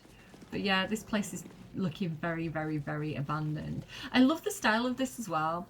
I really miss like Sims Medieval and the Sims Medieval kind of like style, like thematically for the Sims. I would love if they would do like a Sims Medieval spin-off for the Sims 4. I prefer it to be part of the main save rather than like, you know, like an expansion pack, rather than it be a completely different game. But I would also take like a full-on Sims fantasy D&D medieval style game. I think that could be really, really fun, especially if it's like multiplayer. You could do like quests with your friends, like you know, like optional, like Baldur's Gate is. It can be single player, but it can be multiplayer if you want it to. And I think the idea of kind of like a simified version of D&D where you kind of like doing like Sims medieval style quests and running the kingdom, I think it'd just be super cool. But yeah, I miss this aesthetic, and I had a lot, like I made a lot of mods in CC in the beginning of the Sims 4 days because I was missing so much stuff. And we've got a lot of stuff added now, so there's less stuff that I missed. So I'm not really modding anymore. But I remember trying to convert all the Sims medieval statues and things and like the market stall over to Sims, because this is like one of the best aesthetics in video games. I love sculptures. More sculptures in the Sims 4, please, Sims team. So there's different ways that you can kind of get down into the basement level of this place. There's a trapdoor back here that you can use, but also if you do go upstairs, just to kind of again show you the different ways of getting into this area. If we go up here and go out through, I think it's this door. Simple enough. Also, I thought we'd be able to like throw an arrow at that and destroy it, and that would like make it drop, and like we'd be able to go through that way, but it doesn't seem to work. So I don't know what the deal is with that. But if you go through this way, you can also click on this control wheel, and this also takes you down below. So again, looking at pretty abandoned, nothing too interesting going on down here. That's where the trapdoor brings you. And I'll kind of come back and search this area a bit more thoroughly, I think, off camera. I don't think I'm missing too much. But if we follow this round up onto this like platform area. Let's have a look. Because we do have to like fully investigate this Selûnite resistance. That's curious. There we go. Luckily Will has spotted this keyhole. Now, do you remember when we first got to Last Light Inn and we were talking to Mattis, who's like the little scammy kid trader, the little tiefling boy, and he was like, oh, Mol gave me this like special key, and we were like, you should give it to us. The tower shaped key. That's what that's for. So it did come in useful. Of course we could have lockpicked it, but I think it's cute to get all those different interactions. There's this note on the wall here. Note from the Mason. Congratulations on finding this place, thief, but your journey ends here. So again, we had, if we look back at the investigate Selûnite resistance, is it like Morfred or something is the Mason that we're looking for. So that note seems to imply that there are traps, right? Your adventure ends here. And I don't know about you, but I've watched Indiana Jones a few times, and these, whatever this is, looks like a trap to me. That looks dangerous. So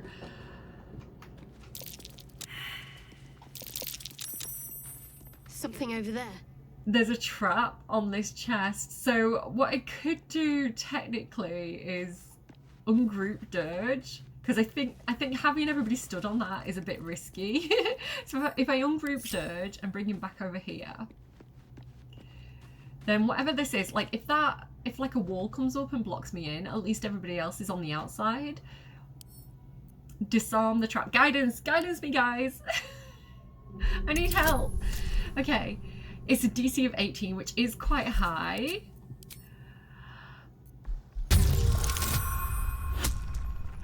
Yeah, I've got this. 16 plus 3 plus 1 plus 3 plus 3 and my D4.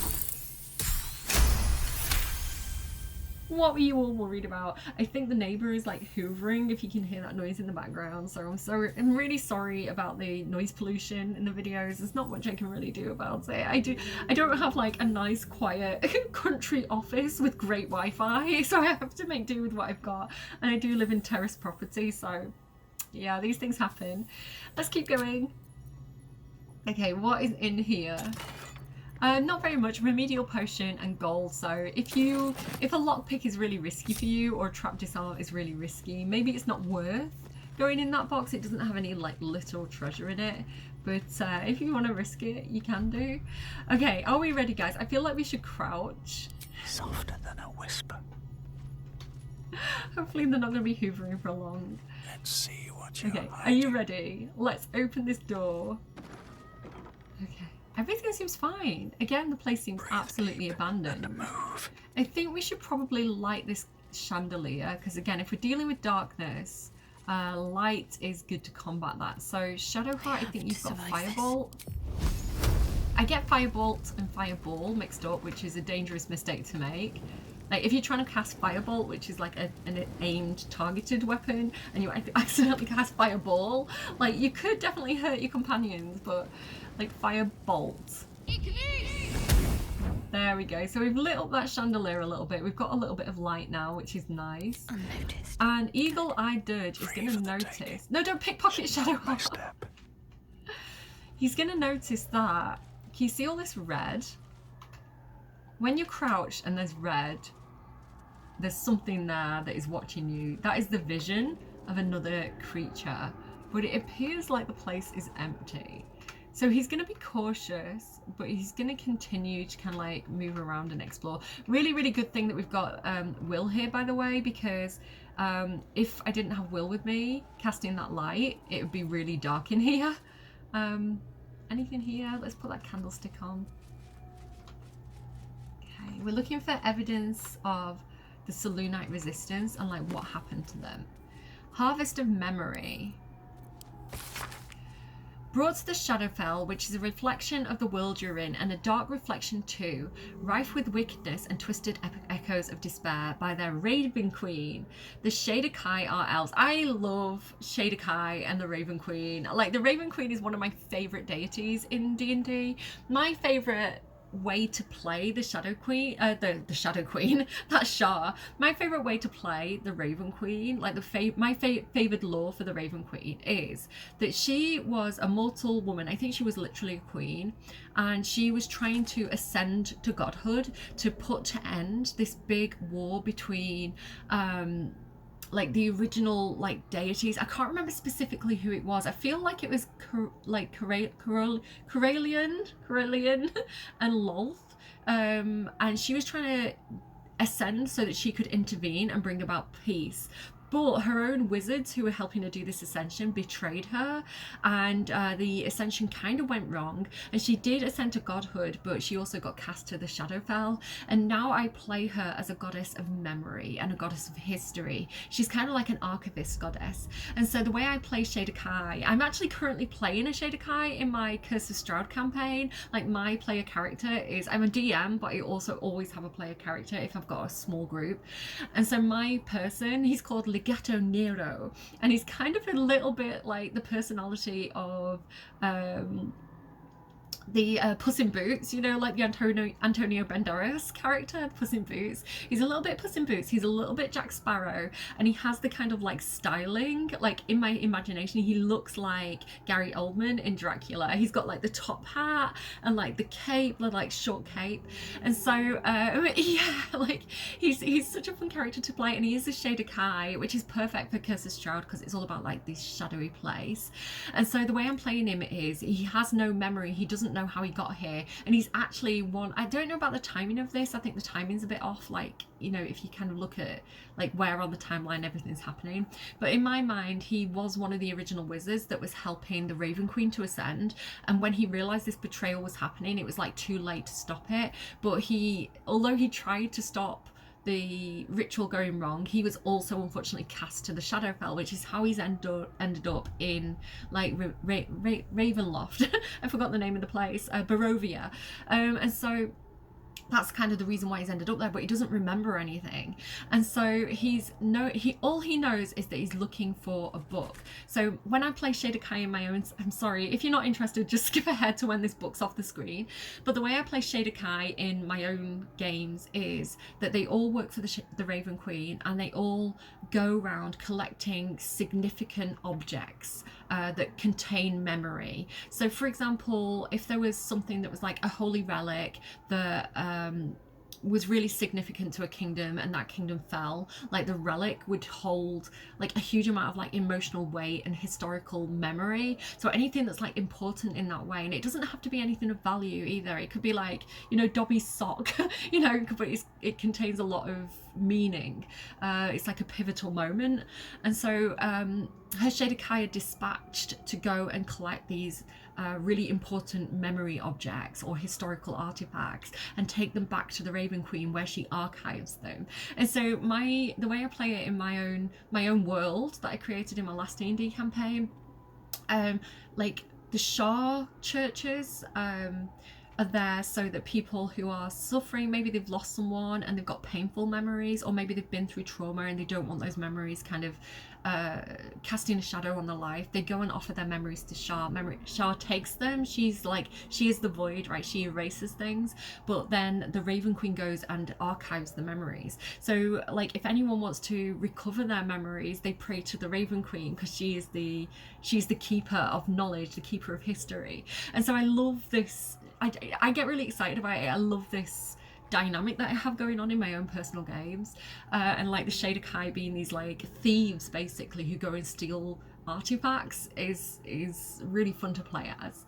And so like my guy's really fun. Let me just tell you about my El Gatto Nero.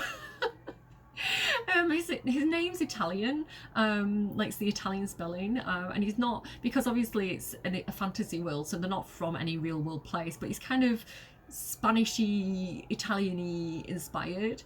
But yeah, he's a Shader Kai, so he has this mission to go and recover this artifact, but he doesn't really know what he's looking for. He's kind of like, I'll know it when I see it, and it is that kind of like really important book that's in the game. And he's a rogue. Currently he's got 2 levels of rogue and 1 level wizard, and so he's like this roguish wizard. He's not bad, he's not like chaotic, he's not evil, he's not a bad thief, he's just doing Shader Kai stuff, right? He's got an assignment, but the way I play him as a wizard is like, and he's got like really good performance and things like that just from the way I've balanced him. So it's kind of like he doesn't really know if he's a bard, he doesn't know if he's a wizard, he doesn't know if he's like, you know, he's sketchy like a thief, but he doesn't really know why. He's really fun to play. And he's got this top hat, right? I always give every single one of my characters, like my players, I always say you can have one special item because I think it's interesting, and it has to fit with your character and it has to not be too overpowered. And so he has, I can never remember, it's like not a bag of holding. Is it a bag of holding? Where it's kind of like, it's like an extra dimensional space. It's an object where it has this like pocket dimension basically, and you can store things in it. So instead of it being a backpack for him, it's his top hat. So he has this whole thing where it's like, you know, like pulling a rabbit out of a hat. Like he's got like a 10-foot pole in there, things like that. And so it's really funny. It's like Mary Poppins, you know, pulling the lamp out of her bag. He keeps taking his top hat off and pulling all these like random things out of it, which is just so funny in the moment. And so one of the things he has in this hat is his, similar to like Gale, you know, he has like Find Familiar, and I keep getting that cat that runs around with him. Like my guy has Find Familiar, but it's a raven. And so he keeps taking his hat off and pulling this raven out. This raven flies out of his hat. And that's his like companion that's working as the messenger from the Raven Queen. So the Raven's there to kind of like guide him, and she can't really talk, but she'll like fly in the direction of things that you know he should go in, which is great for me as a DM, because sometimes as a DM you want your characters to go in a certain direction or notice a certain thing, and rather than me kind of like doing it in a really convoluted way or in a really obvious way, I can have my player character be like, he takes off his hat, the bird flies out and it goes and lands on this object that you should all definitely look at. And so it's a way of guiding my players, but through the role playing, rather than it being something that is like obviously pointed out. So it's just, it works really well. But yeah, so any of you, if you're like DMs like me, or you're looking to play an interesting character and you want to take any of these ideas, you're absolutely welcome to. I don't own all the ideas of D&D, it's just kind of how my game is playing out. Anyway, too much information. Trying to get back into this. I'm sorry, the drilling or hoovering back there again. I'm sorry that it's so noisy. But elves that reflect their home with their physiology and attitude. Oh, he's like really pale as well, and all his veins are like black. Like you can see like the veins inside of his head. Like he's cool. Like, he's one of my favorite characters that I've made, and I've actually, maybe I should play him in Baldur's Gate. That might be really fun to do as well. On the whole, they are cruel, nasty-minded people, not true, slander, who are nonetheless singularly devoted to their queen and her domain of power. That domain is life and death, and in their unwavering fealty to their mistress, the Shadokai perform the thankless duty of ferrying the memories of the dead for her to admire in a kind of memory-based menagerie. She's like, it's not just that she's collecting things for her own good. Like I say, in my game she's an archivist, so to me this would be like a misunderstanding of who the Raven Queen is and like her realm and her kind of domain. Oh yeah. I mean, it works really well. Like the way I play her, she complements the other gods so nicely. Like she fits in, it like she makes sense. I think it's originally, is the Raven Queen originally like Critical Role? I don't know where she originated from. Maybe not, maybe she is originally from Ravenloft. Like Ravenloft as well, like Curse of Strahd. Like there's a lot of Raven stuff going on there, so the whole thing just fits perfectly, and I love that so much. Okay, let's take that. The noise is really annoying me. I hope it's not annoying you guys too much. If I'm quiet for a second, I might be able to like cut it out. Let me just, with a little bit of luck, I'll be able to like edit out that noise. So fingers crossed I can do that. It's really bothering me though. Let's see what this is. The cultural analysis spends a good number of pages on Luskan, tucked like a gold filling, or some would say a pus-filled abscess. It's looking at you, Veilguard. Not because the game is, but because there's like the blight. At the mouth of the river Mirar, Luskan is a city of merchant princesses, swarthy bandit princes, and the most diverse cutthroats, and fractured cabal of pirates on Toril. Like, I feel like Legato Nero would love it there. El Gato Nero. Torn into factions, these piratical groups are known as ships. Here the book details each faction with frankly dizzying attention to detail. The one point of interest is that the ship Kurth faction are in fact controlled by a secret military company of Drow. Ooh, Cordia would be interested in that. Let me know, guys, if you know what adventure book this is referencing, because I don't really know the detail of this. I've never heard of these places before, so do let me know if that's a good adventure and I should check it out. Take all. Anyway, as I say, there is something back there. Let me just light up this, because again, if we stand in light, that's going to be beneficial to us. Oh my god, don't go into the shadow. But if we look here, there's definitely something here. Can you see it? Just about, you can target it, you can just about see it. So I think Dirge is going to go in with a sneak attack here. Can I get to it? Can't have disadvantage. I don't have disadvantage, do I? Maybe I'm ever so slightly out of range. Come a little tiny bit closer, Dirge. There we go. I've got advantage now. Let's go. And I've frightened it. Perfect. Never quiet. Duck down again. Oh no, it's seen me. It's seen me. Oh no. Okay, there's multiple. Talking about Elgato Nero, like my D&D character currently, because it's Curse of Strahd, you're actually encountering a lot of like these shadows and these wraiths, and unfortunately in the Death House he got targeted by them multiple times, and he's not a strong boy in the first place. I think his strength was like 8 or 10, and when they get you, they can strength drain you, and so he got strength drained multiple times, all the way down to 2 hit points, or 2 strength points. Basically his strength is 2, if they'd done it one more time he would have like died, so he's really risky right now, and we're running around the whole campaign. And if you know Curse of Strahd, one of the things you have to do is you have to escort some people, without too many spoilers, from one town to another town, and so he hasn't had the chance to long rest. And he's still got 2 hit points, and like I'm like, can we please get to this other town without incident and long rest? Because not 2 hit points, sorry, 2 strength points, because yeah, he's high risk right now. Don't want him to die, I like him too much. Okay, so I can probably get this guy out with my advantage, right? Is there anything I can do that's going to be beneficial, sort of like light wise? Probably not. I'm just going to try and sneak attack that one again. There we go. Perfect. 1 down. And Dirge is now invisible, which we love. Swift as my let's just feet move can over here a carry little me. bit and hide. Don't risk being an open view. And then we'll have advantage on our next attack. But what I also want to do is get everybody else involved. Now, Dagger, my favorite. Shadowheart. I see a way. One of the best things to do here is Spirit Guardians. Make sure you do radiant damage and not necrotic damage, because these guys are definitely vulnerable to that.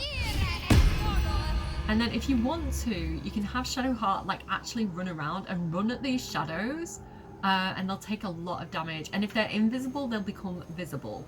So that's really useful to do. But I think what I'm going to do is just kind of get here and make them come to us. There we go. Exit turn-based mode. Then she's not even in turn-based mode. Oh no, she's gonna lose. She's gonna lose it. Spirit Guardians. Yeah, I'm gonna make them come to us. So Karlach also get here. We'll also get here. I think what I should probably do is You're making me sweat. make ourselves known. So I'm gonna use Legacy of Avernus Branding Smite with the arrow with range, and I want to use that on. Where's that wraith gone? Where is the wraith? I can't see him. I can see this guy though. Let's try and take him out. We'd really like to do it on the wraith. I can't see him. Hang on. Where's Blood Dirge? comes easy these days. Can he see the wraith? He cannot. Let's move Dirge a little bit closer over here. Yeah, I'm going to wait for them to come to us. That's my technique. There he is.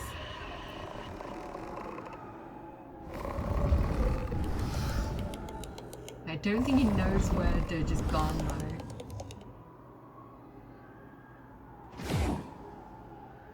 though. Okay, they're coming a bit closer. That's fine. I want them to. I want them to get in the range of Shadowheart's attack. Right, where did? There's the wraith. Look. Okay, let's sneak attack the wraith. Oh, that was a bad angle. We didn't take a lot of damage off him, but that's fine. I'm going to go ahead and sneak and move closer to Shadowheart, because we want them to basically try and attack us by coming into this ring of radiant damage. Got to focus. He's coming, he's coming, he's coming. Perfect. See how much damage he took? Come closer, come closer. He's scared. Where did he go? Okay. There, did you see? He came into the aura and took radiant damage. We love it. Okay, Dirge, can we sneak attack this guy? We can't. Dirge, are you affected by anything? He's not. Okay. Can you sneak attack? You can. Perfect. Let's get rid of that big guy because he's probably the most dangerous. And I can also go ahead and shank this little guy here. Perfect. And then just back up against that wall again. Oh no! Oops, mistakes were made. We're okay, we're okay. Okay. Ready. Life Drain and Shadow Heart. No! Where's he gone?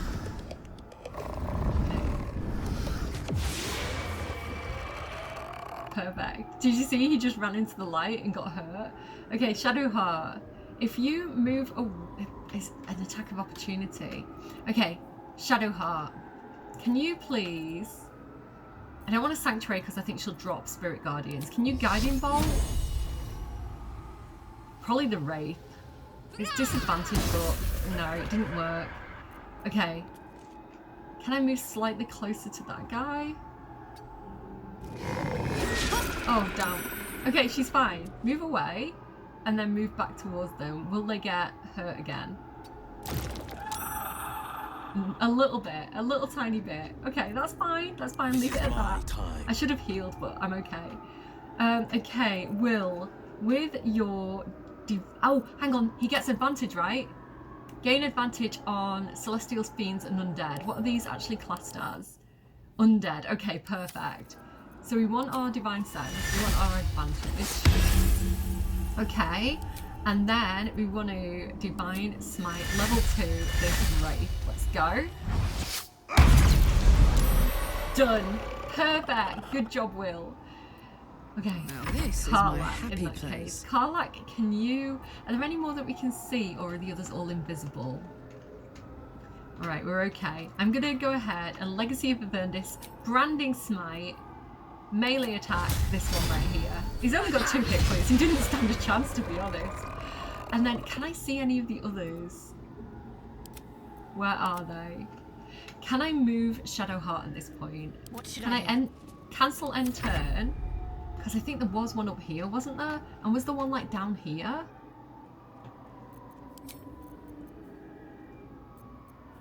What if I Misty Step here?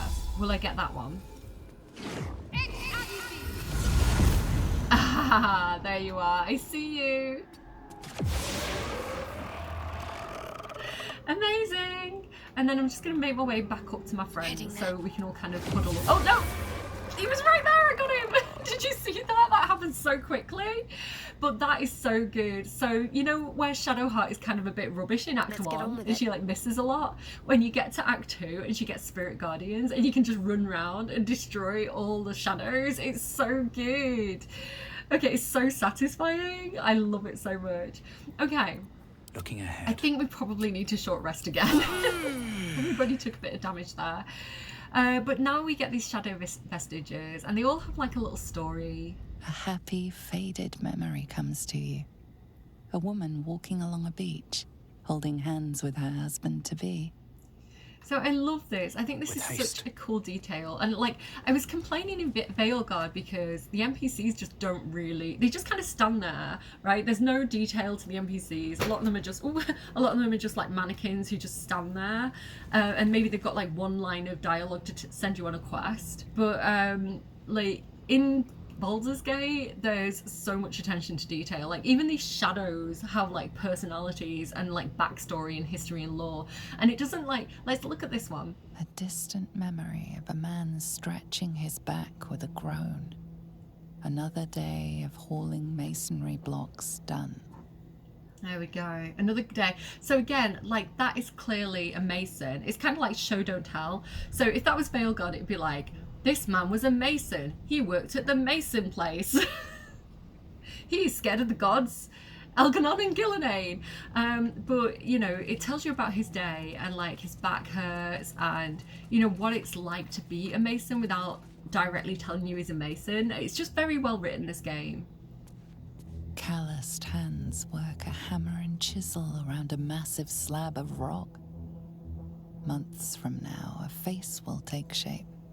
Okay, so I had to stop because the neighbours, it sounds like the hoovering or something around the whole house, and they came up to the room right next to me and it was really loud, so I had to take a quick break. But I'm back now. It sounds like they've moved further deeper into the house, so I think we're all good. So yeah, I was going to say I love how well written Baldur's Gate is. Like, it's not fair to it's like so well written. I feel like it's not fair to compare other games to it because like they set the bar so high with everything. Okay, what do we have here? Oh, Scroll of Dimension Door, don't mind if I do. Will, make sure you stay close because I cannot see a thing right now. Oh, if bank. Inferior, common if bank. No. This glass cup, which looks like a kind of green, like almost Roman style glass, which I love. We've read A Rich and Fertile Land in Moonrise. Oh, here's a candlestick, perfect. Let's take the stuff. Like, it doesn't seem like anyone's here anymore, so I think we can probably loot the place. Flow of the Chonthar. I'll go ahead and open that and you can have a read of that yourself if you like. I feel like we've read that before, so I don't want to like reread it. Anything else here? Like, I like this place. I like how it feels very like educated. It feels a place like a place of learning, a place of training, a place where, you know, they are like, I think the art of making something, right? The art of being stonemasons and producing works of art or things of beauty or functional structures, I think is such a wonderful thing to contribute to the world. So I think this is really nice as well. Like, a lot of the times in games when you get some kind of guild or like mason place, you know, people think like, ooh, it's evil, it's dodgy, it's a see you later Toby. And I think this is a really positive representation of like how those old-fashioned guilds were places of like training and education and purpose, and I think that's really nice. It's a nice vibe. Selûnite, I don't know what's going on with my hair as well. I brush my hair in between and I just feel like it's everywhere. Selûnite Devotee.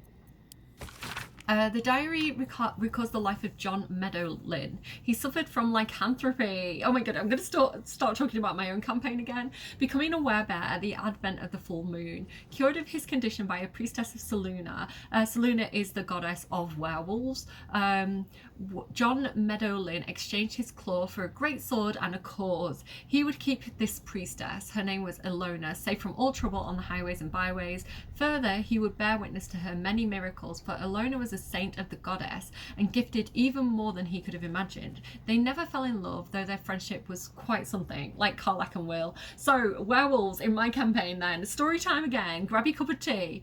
So, I have one of my players in my previous campaign really wanted to be a werewolf, and they met a kind of like a guild, like a lodge of like where the werewolves hung out, but these were like Eralyne werewolves like, who can like control their abilities. He'd seen Critical Role. One of the characters in Critical Role is a werewolf, and he loved the vibe, and he kind of like wanted to do that too.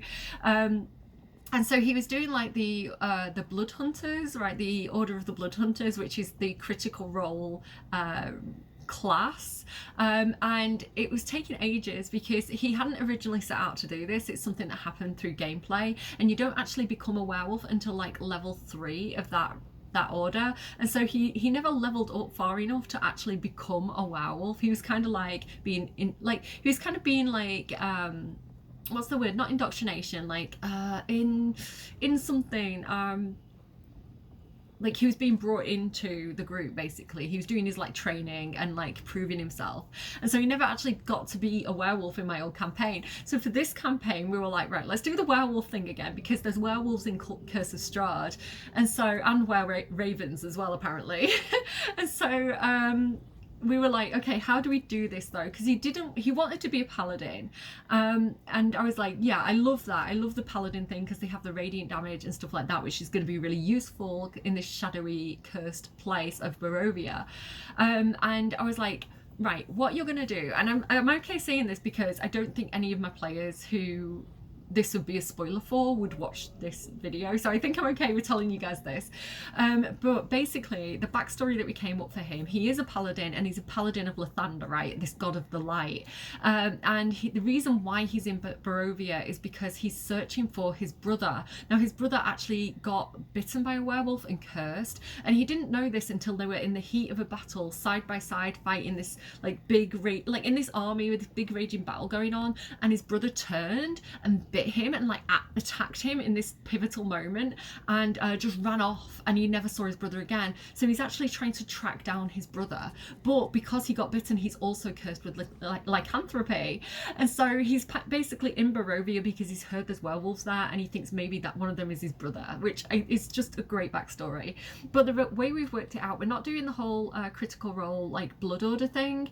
The way we're doing it is that he has, if you're on D&D Beyond, you can go to like notes and extras. I think it's under extras, where you can have things like your familiars and, you know, like your companion creatures and things like this. And so I think we've got it under like something like wild shape is one of the categories, and werewolf was an option. So what we've come up with is when his hit points get really low, which is similar to what they did actually in Critical Role, when his yeah, like the playthrough that they're doing, when his hit points get to, I think we decided it was like a quarter of his total hit points. So say he had 8 hit points, if he dropped down to 2, he would automatically change, but he doesn't have any control over it. So if he changes into a werewolf, yes, he gets a ton of hit points because he's basically wild shaped into a werewolf, so he gets to survive a bit longer, but he attacks anything that's close to him. Now my other players, like my character, we don't know this, so if he changes, it's going to be this real kind of like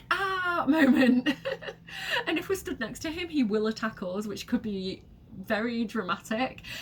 So when we learn this, what we're going to have to do is, like, if we know he's changing or if he's taking damage, we're going to have to like back away and kind of like shove the enemy towards him to make sure he doesn't attack us. So yeah, I've not fully worked out the details of like how we talk him out of it, how we calm him down, how he transforms back, maybe just if we heal him, like, you know, or we take the stress off him. But I'm really looking forward to this happening in my playthrough, and yeah, luckily he's not taken that much damage yet. It's my character that's taken all the damage. Actually, I have another character who their character was took enough damage that they were doing the rolls, the saving throws, but they survived, and they were really sad because they were actually actively trying to kill off that character because they had another character lined up that they preferred. But they were like, but like in the role playing, they were like, but he would try and survive and they would revive him. So we ended up leaving that character in the death house with the children. That's how we resolved the death house. We were like, okay, he's gonna stay behind with the kids and like look after them.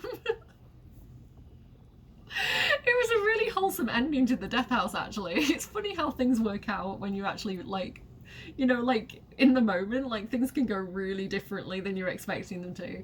Anyway, let's keep going. Let's take that with us.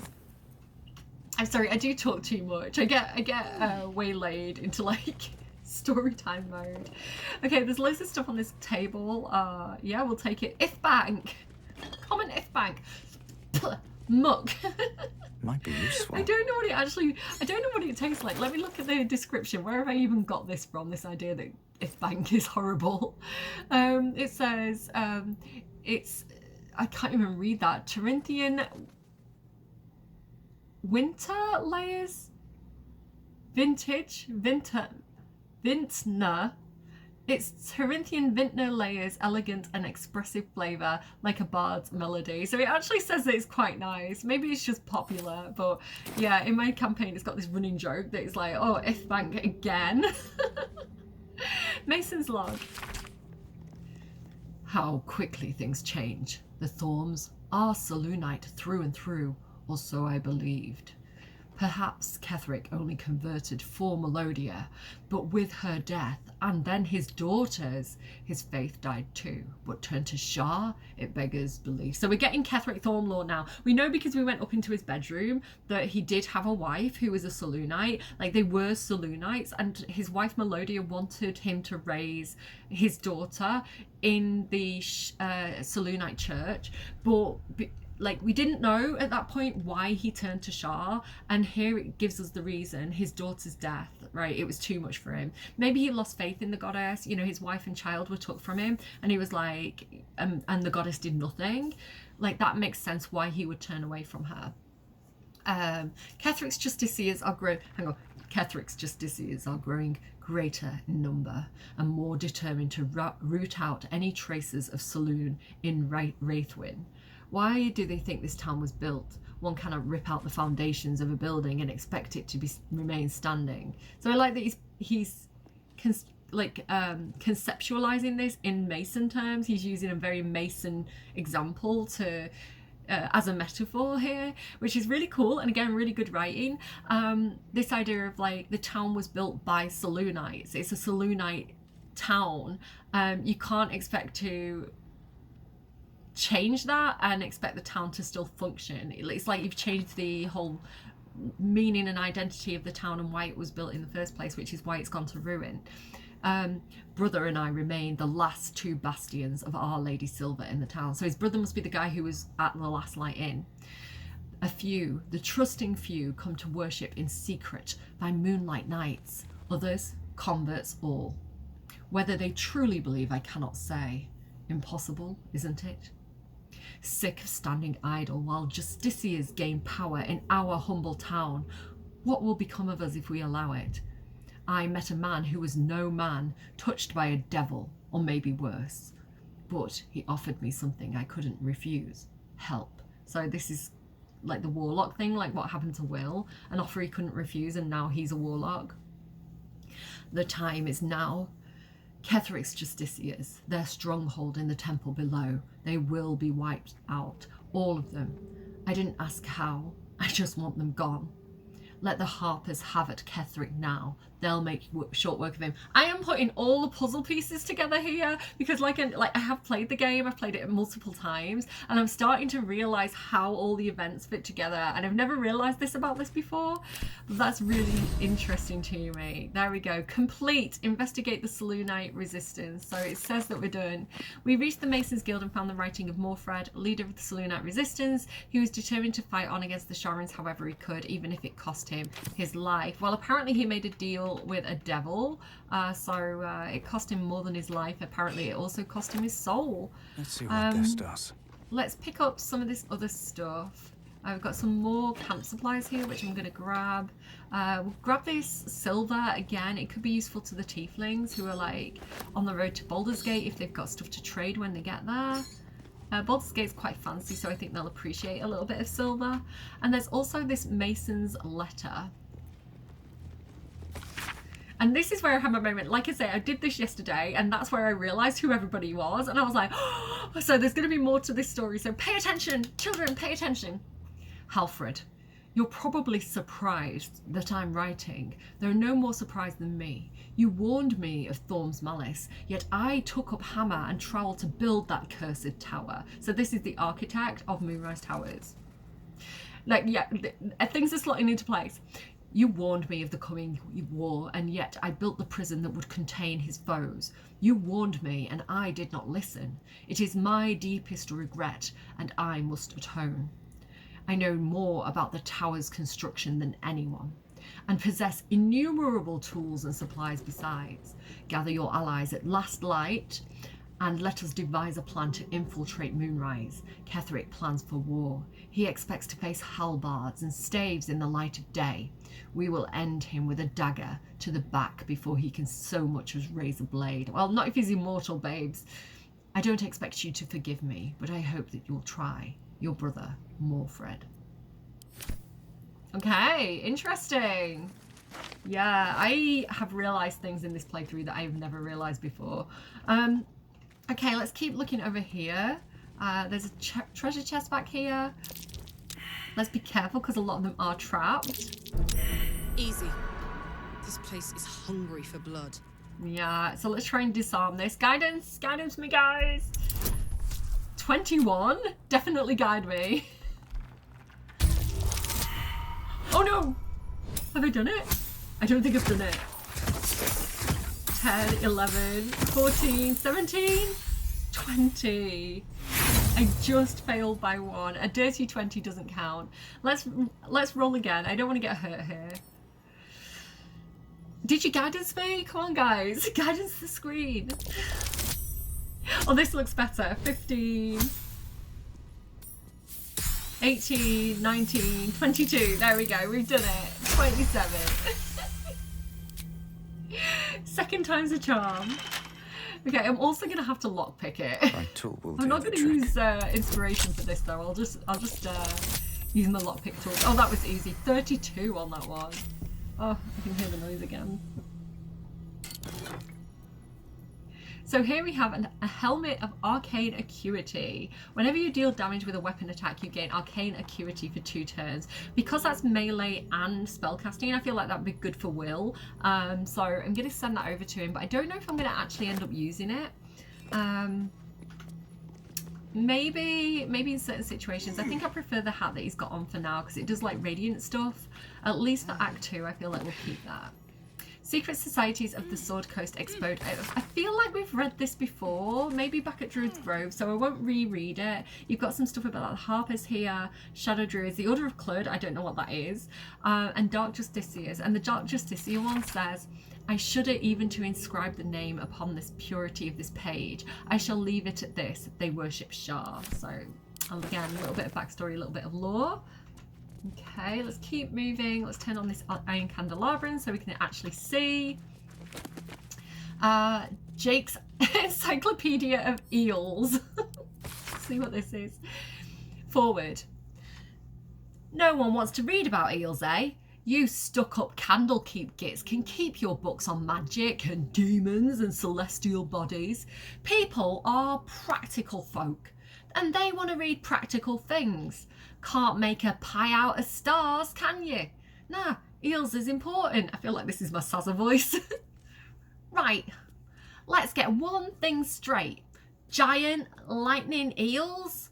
Not technically eels. They look like them, sure.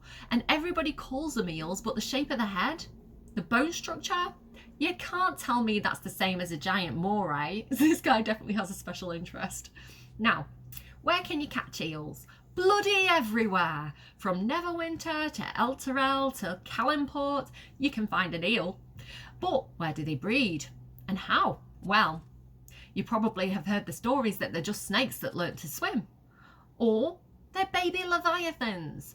Or they're underdark spies. But that's bumpkin. They breed in the Sea of Moonshay, I'm sure, and then they swim all over Faerun. And if those pricks in Candlekeep give me their money to sail there, I'd be able to prove it. He's definitely got a bit of a grudge against Candlekeep. But no, they're too busy studying demon puzzle boxes and mumbling about whatever Alundo said years ago, but Al couldn't tie a fishing knot for nothing. The book carries on like this for several pages before finally returning to the topic of eels. That's a fun one to read, I'm going to be honest. Some more stuff, some more boots. Again, we'll take them for tieflings. They could probably come in handy for them. Anything that I'm missing here? I don't think so. I don't want to take the ink. I'm too lazy. It doesn't actually... It's not got very good value, the ink. Let's go over here. Anything here that we should know about? Anything... Something over there. You don't say. The first time we did this, we got attacked by skeletons. So wish me luck.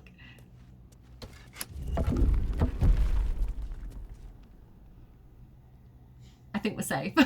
Let's go in.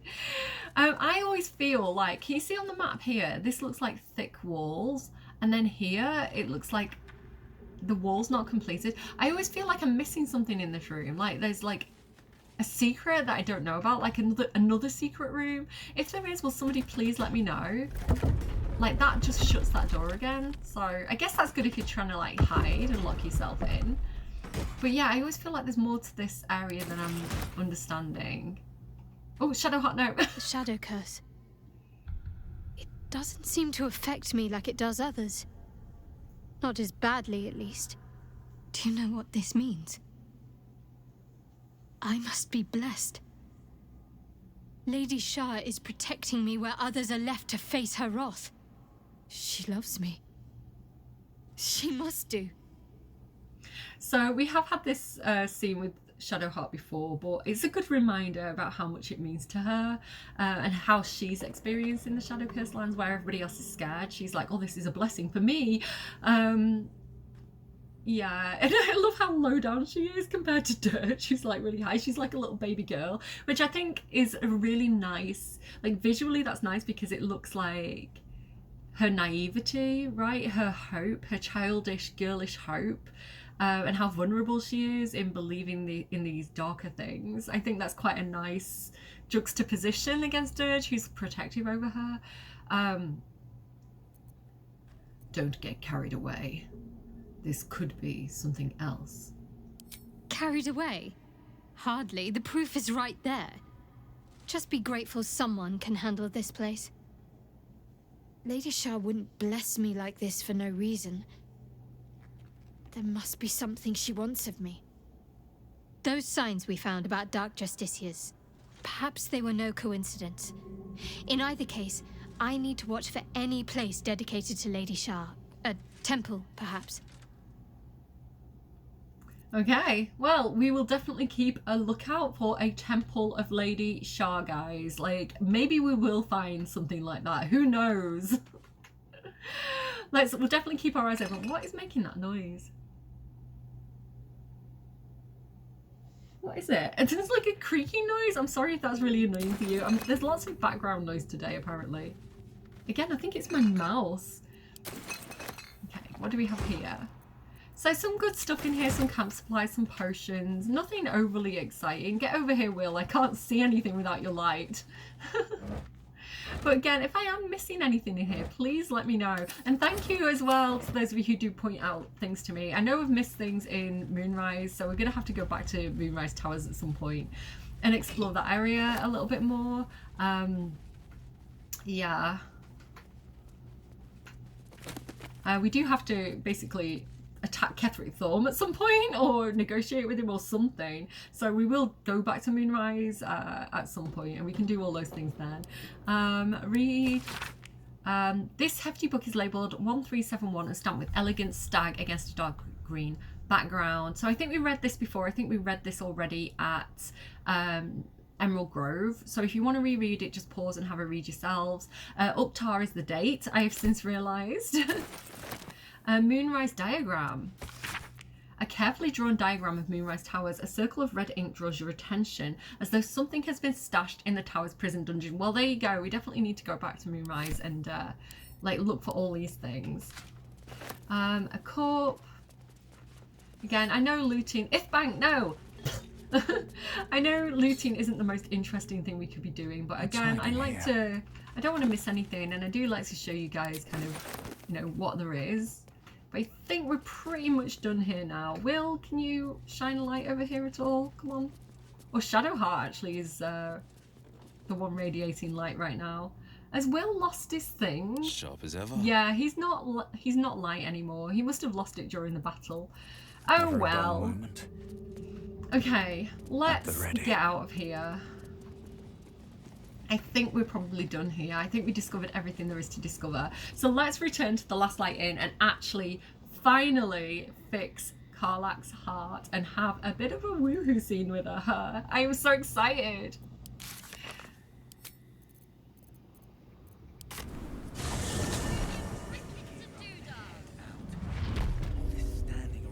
No dialogue? Okay. Yeah, they got it all out of the system earlier. So straight over there, no messing around. Finally, we get to romance Shadowheart. Karlach, have I been saying Shadowheart this entire time? Damn it, we did it. How fares the search? I found the infernal iron you mentioned. Well, all right. This shouldn't take long.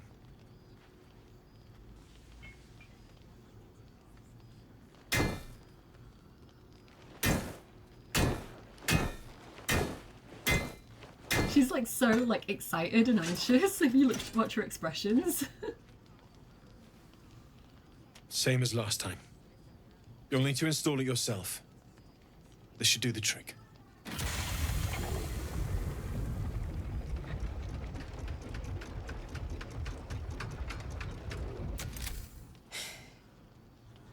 His little smile. There. So did it work? Only one way to find out. We are gonna test her the right way by drawing her into a kiss. I do think the Dragonborn kisses are a bit weird looking, but that's what we're doing. Approval.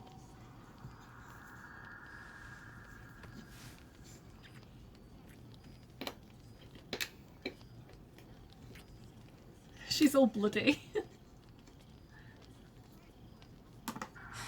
You're all right. No burns. Can we go to bed now?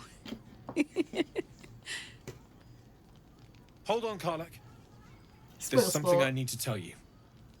That engine of yours, it's contained for the moment, but it's just too hot to exist here in the material plane indefinitely. I know you know that, but the thing is, there's a cure. I wasn't making any headway with the mechanics, none at all. The environment here is just too cold to sustain metals like the ones inside you. You have to return to Avernus. For good. Or this thing is going to burn you up from the inside out. And sooner than you think. The minute I set foot back in Avernus, Zarya will force me back into service. I'm not doing her bidding again. I'd rather die. I get that, but don't rule it out. The world just might be better with you in it. Even in Avernus. I won't stop trying to figure out a cure, but at this point, I think we all have to face the inevitable. So, I don't know. We fixed her up pretty well so far. Maybe there's something we can do. He's gonna say, like, I love Damon in this moment because he's really concerned for her. He's like genuinely cares about her. He's trying to give her good advice. And that line about like the world might just be better with you in it, even if you are in Avernus. But she's like, I would rather die than go back there. You know, she's like quite adamant that she's not doing that.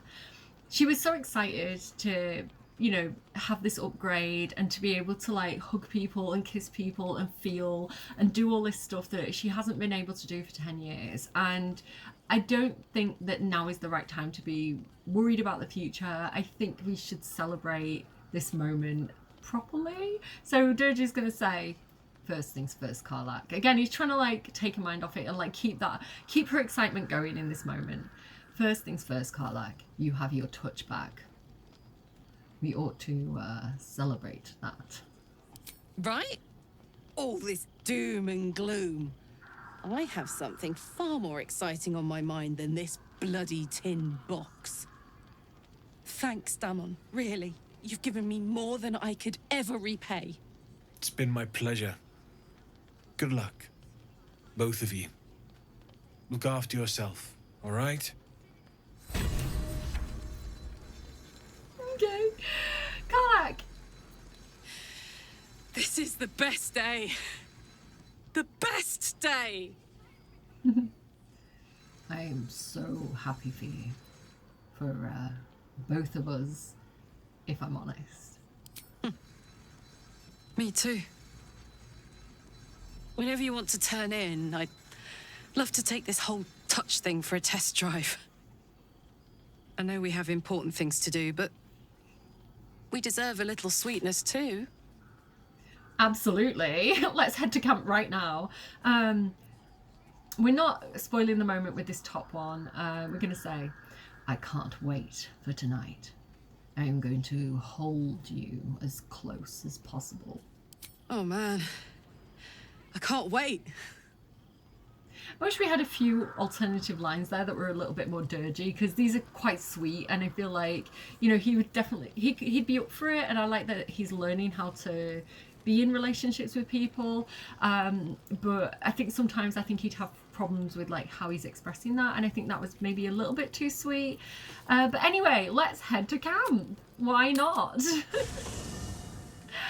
And then I'm gonna actually have Karlach use this soap that's in Dirge's inventory. I think this is technically a modded item from one of my clothing packs. All my mods are listed down below in the description box. And there is soap in the game, but I think this is like a specific soap that you can like reuse or something. Using this will clean off dirt, blood, face paint, and remove conditions that make you smell. So I'm just gonna clean her up so all that blood's like taken off her. You can just run through water and things like that as well, if you want to do that. That seems to work for me. And she's looking all sweet and fresh. But I do actually want to go and get the companions' reactions, because everybody has like, oh, what's the Oathbreaking Knight doing here? Like, why are you hanging around so close to camp, sir? He's scary. I want to go and see what everybody kind of thinks about the whole situation. I'm in a different camp than I was expecting. Like, I don't know where everybody is. Who's over here? Is this Minthara? Minthara! Oh, she's starting to feel a bit more comfortable in camp now. She's like getting a little bit closer to everybody else. People are starting to trust her a little bit better. We love that for her. Minthara, what do you think about the whole Karlach situation? I am concerned for Karlach. She is strong, but even her courage may falter now that she knows how little time remains to her. I love that Minthara. This is my thing as well. I totally didn't understand Minthara in my first playthrough, and then when I got her in my second playthrough, I was like, she's so sweet. Like, yes, she is very bloodthirsty, and that is all part of her upbringing and her background, being a Lothsworn drow from Menzoberranzan. That's how you survive. Like, you have to be tough to survive, and you had to be you know, she was raised in a mean society, so she has a lot of those traits.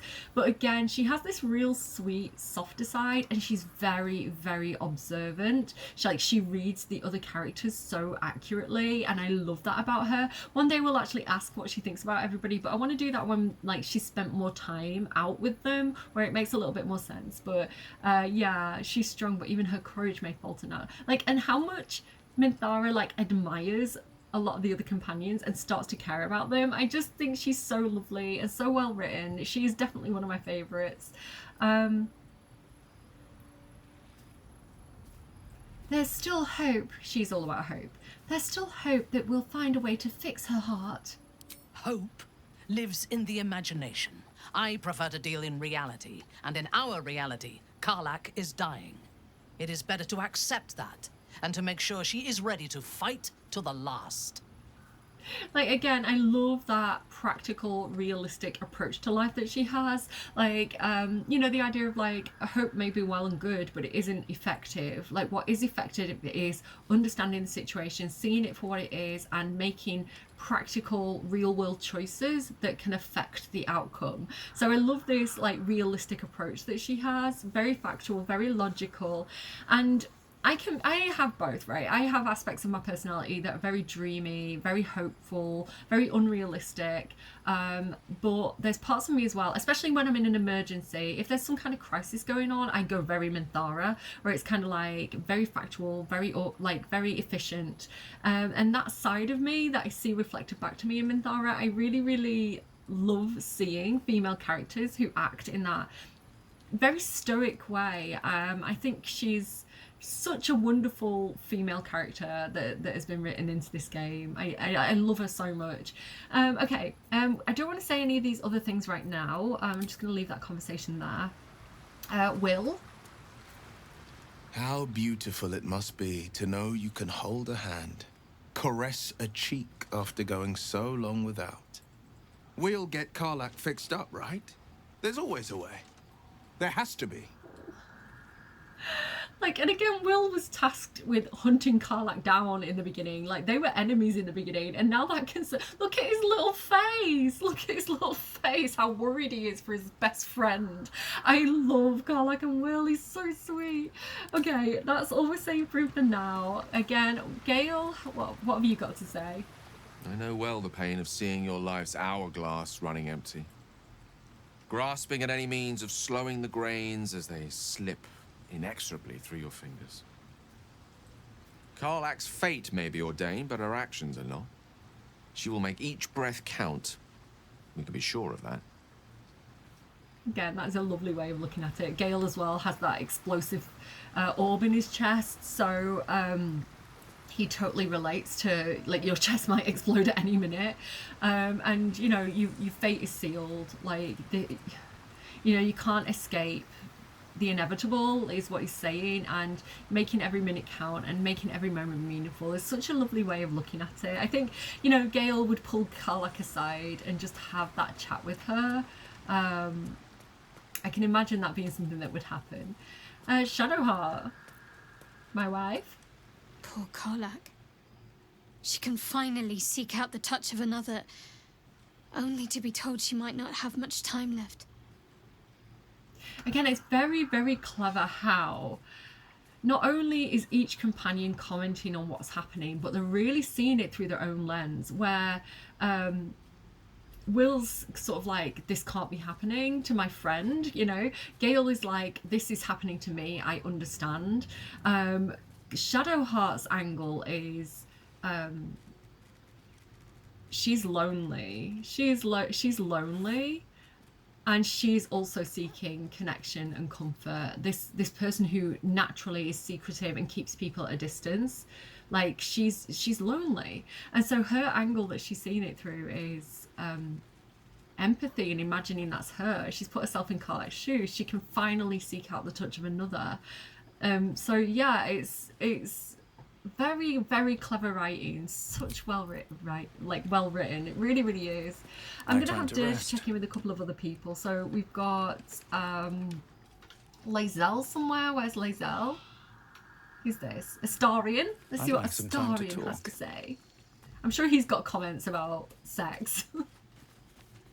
Normally has something to say about that. So, the untouchable Karlach is untouchable no more.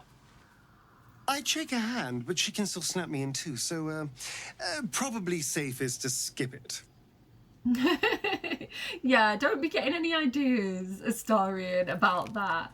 Oh, one thing I wanted to do that I totally forgot about is at the beginning of the episode, I wanted to have Astarion bite Gale, because it worked at the time. It doesn't really work now, it doesn't make sense now, but at the start of the day, basically in between episodes, I go around and I get everybody like ready for the day. So I go around and I get Cordia to put Longstrider on everybody so they get that extra movement speed.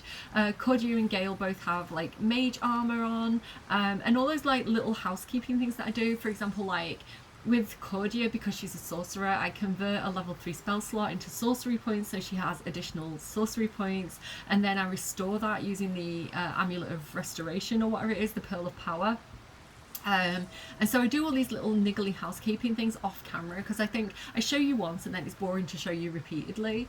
But one of the things that I try and remember to do with Astarion is to have him bite somebody and then restore that with the necklace, with the what's it called, the Amulet of Sylvanas, with lesser restoration. So when you bite someone normally, Astarion gets happy, which gives him like a positive buff in attack rolls, but the person you bite becomes bloodless, which gives them disadvantage, or something like that. I can't remember exactly what it is. And so Gale, when he originally finds out that Astarion's a vampire, he says, don't be getting any ideas. My blood tastes terrible. And so if you actually have Astarion go ahead and bite Gale, this happens. Your blood tastes like bile. What is wrong with you? Serves you right. Next time, ask before you bite. Listen, we're learning about boundaries here, Astarion, in this set of episodes. So yeah, so he gets poisoned, he does not get the happy buff, and Gale also does not get the bloodless buff. So the attack fails, basically, it backfires on him. So I just thought that was really fun to show you, because I don't think I've shown that off yet. And it's a funny interaction. It's like, oh, Gale really does taste awful, which if you're romancing Gale, I think you should probably know the fact that Gale tastes awful, apparently, in whatever way you wish to consume him. Yeah, I don't know, it's quite funny. It's a fun interaction. Okay, Lae'zel, what do you think about Karlach? Just what I need. If death is soon to take Karlach, she should make every moment as rich as the last. Fight viciously, roar loudly, step boldly. She must make herself known. And again, that is part of Lae'zel's own ambitions for herself, to be this bold, terrifying warrior. So she's wanting that for Karlach, because that's what she values. So again, every single reaction is so cleverly written, because it's not just telling you about the situation, it's also telling you about the person speaking and their perspective. So it's just so good. It just heals me on so many levels to play this game. Okay, I think it's time. I think we should do the dirty deed and retire for the evening. Because I'm so excited for this, by the way. Okay, so you guys, you don't understand. Maybe you do, I don't know. So in the beginning of the video, I was talking about how I've never romanced Karlach before. And so in this playthrough, this is the first time I've ever done this. I have done it off camera because I do a lot of testing to make sure each episode works the way I'm planning for it to. Yeah, this is fairly new to me, and I don't know if you guys have had problems in getting the Karlach romance off the ground, but it's always been like a struggle for me to do this. So yeah, really excited about that. Not only that as well, with help from the polyamory mod, which is linked in my description box down below, I can now romance multiple characters, which again is just part of my perfect playthrough. I'm really wanting to show off the game and everything about the game as much as I possibly can, because the game is just so good and it's important to me to show you why I love the game. And so the more I can fit in and squeeze in, the better. Ayo, that's what she said about the polyamory mod. But yeah, so normally off camera I'll normally romance one, maybe two people depending on the situation, but in this case I do want to kind of show you everything that's going on. So thank you to the polyamory mods that are out there for making this possible, and yeah, let's just get on with it. So Karlach should wish to talk again. Oh, the other thing I forgot to mention actually is Astarion has a new outfit on. My thought process with this was he's been wearing the same outfit for quite a long time now. You know, his normal kind of leather pants, white shirt, frilly thing going on. And I thought, do you know what? He has a lot of pride. He likes to make himself look fancy. And you know, that background in Baldur's Gate, being like a noble from Baldur's Gate or whatever it is, a magistrate, and so I thought at the first chance he would get, if he had the opportunity to dress fancier, he would do. And because we go around and we're like finding clothes and things, I figured he's been in Kethric's bedroom, he's been hanging around with the Flaming Fist and Councillor Floric. I was like, the chances are he probably would have found some nice clothes that he could pilfer by this point. So I wanted to give him a bit of an outfit change and just kind of like show off that aspect of Astarion where like some of his sense of self-worth comes from looking good and wearing fine clothes, and kind of like that building him back up again after being on the road in the same outfit for a long time. So yeah, I just kind of wanted to mention that before Shouldn't have wished to before live we in more do this. interesting Okay, times. it's time. I'm going to stop delaying. How much further can I Karlach, go? where did you go? Where is Karlach? I lost Karlach. There's Astarion. She should actually have... Oh, she's over here. Hello, Oathbreaker Knight, who's randomly stood there. The only person who's watching this is going to be my country spider. Now, if you're not 18, this is a very, very rude scene. So, I don't aim this at kids anyway. I do recommend people be 18 if they're watching this playthrough. If you're not, like, maybe check with parents, like, if that's okay for you to watch this. I am going to blur it out. There is a censor option that comes as part of the settings of the game, but I don't really like it. It doesn't work very well for me, but I'm just going to do it without the censor, and I'm going to blur parts out in editing because I don't want to be like banned on YouTube. It's quite a graphic sex scene, but yeah, just to give you a heads up that if you've got kids in the room, get the kids out of the room, all that good stuff. But I will try and blur it. A bit like the scene that I did with Lae'zel, where I was kind of like blurring out big sections of the screen because it was like, it was a lot. That's kind of the situation here, but it's a really sweet scene. Like, trust me, it's nice. Hey, soldier. I thought I might come visit you later, when everyone's asleep. I like this option for Dirge. Shall I knock out the others to hurry them up? Like, he's just gonna go around punching everybody, knocking them out. Please. We've waited long enough, I think. See you later. I can't wait. Obviously he's joking, he's not actually going to punch out all the other companions. Although after Alfera, I wouldn't put it past him, to be honest. What have you got to say for yourself, Oathbreaker Knight? No, I'm not getting distracted. We're going to bed and we're going to woohoo Karlach. I want to save just in case this goes wrong, because like, it took me a while to be able to actually get this scene to trigger in the first place, so I'm not taking any chances. Right, here we go. Drum roll. It's the big moment. Cursed to put my hands on 10 years in the making for this girl. No wonder she's excited. Full rest. I think the others are asleep. Hi. Like her eyes glow and everything. How he wouldn't say hello, darling. He's not very dirge. He also wouldn't necessarily ask how she's feeling. I don't want to shift awkwardly though. So the one that makes most sense to me is how are you feeling? Which is practical actually. She's just upgraded her heart, so like a creature. Pulse. Heat. Desire. Since I met you, all I wanted was to be close to you. We're sure I won't hurt you, right? Believe me, I can handle myself and you. May I test that theory? What did you have in mind? I want to touch you as deeply as you can be touched. I want you to be mine, completely. Say it loud. I'm yours, Karlach. She's so sweet, but I don't think Dirge would like this concept of ownership, right? We've just had a big discussion with that with Astarion. So he'd dodge that question, I think. He'd be like, haha, you first. I'm yours. Completely. And obviously we are romancing Lae'zel as well.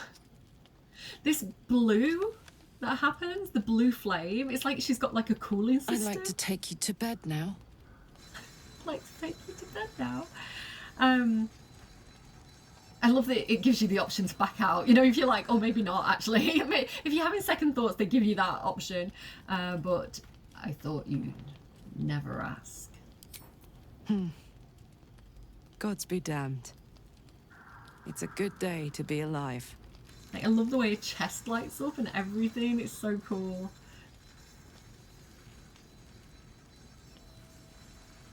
Literally.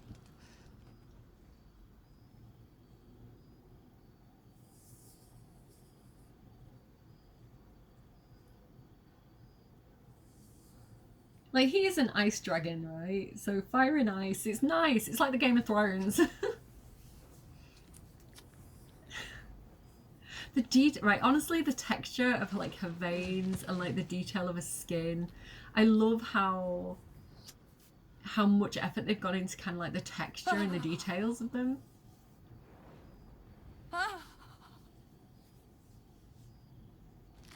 Happy little Karlach! We love to see it. I love positive representation of sex scenes in media. I think that we shouldn't shy away from demonstrating what healthy relationships and toxic relationships look like. I was talking about this in the end of one of the other videos with like Astarion and like how toxic his relationship and behavior can be, and how it's really good to have that, because I think, you know, it teaches people before they get into those situations, or it can even teach people about the situations that they're in and give them a different lens to consider that through. Right, it's like it's easier to see something happening to somebody else than it is to see it happening to you sometimes. But having a scene like that, like, I know some people are like, woohoo scene, cover your eyes, but it's so important to be like, this is what a healthy relationship looks like. These two people like care for each other, they appreciate each other, they are considerate of each other's needs. She's enjoying it, he was clearly enjoying it. Like that was a very, very positive demonstration of what it's like to be physically intimate with another person. And so yeah, I don't mind having things like that in games. I think that was a really nice thing to have. Of course, if you're considering this game, or you've got like teenagers and you're thinking, should I get this game for them, obviously I do recommend that you're 18 to play it. But my eldest is 16 and they're playing it, and I'm quite happy for them too, because we talk about it and we talk about And they're shy about it as well. They're like, oh, I don't know, I want to romance them, but I'm scared because like they're figuring things out. And so as a parent, as a mother, I'm like, go for it. Like, I want you to see what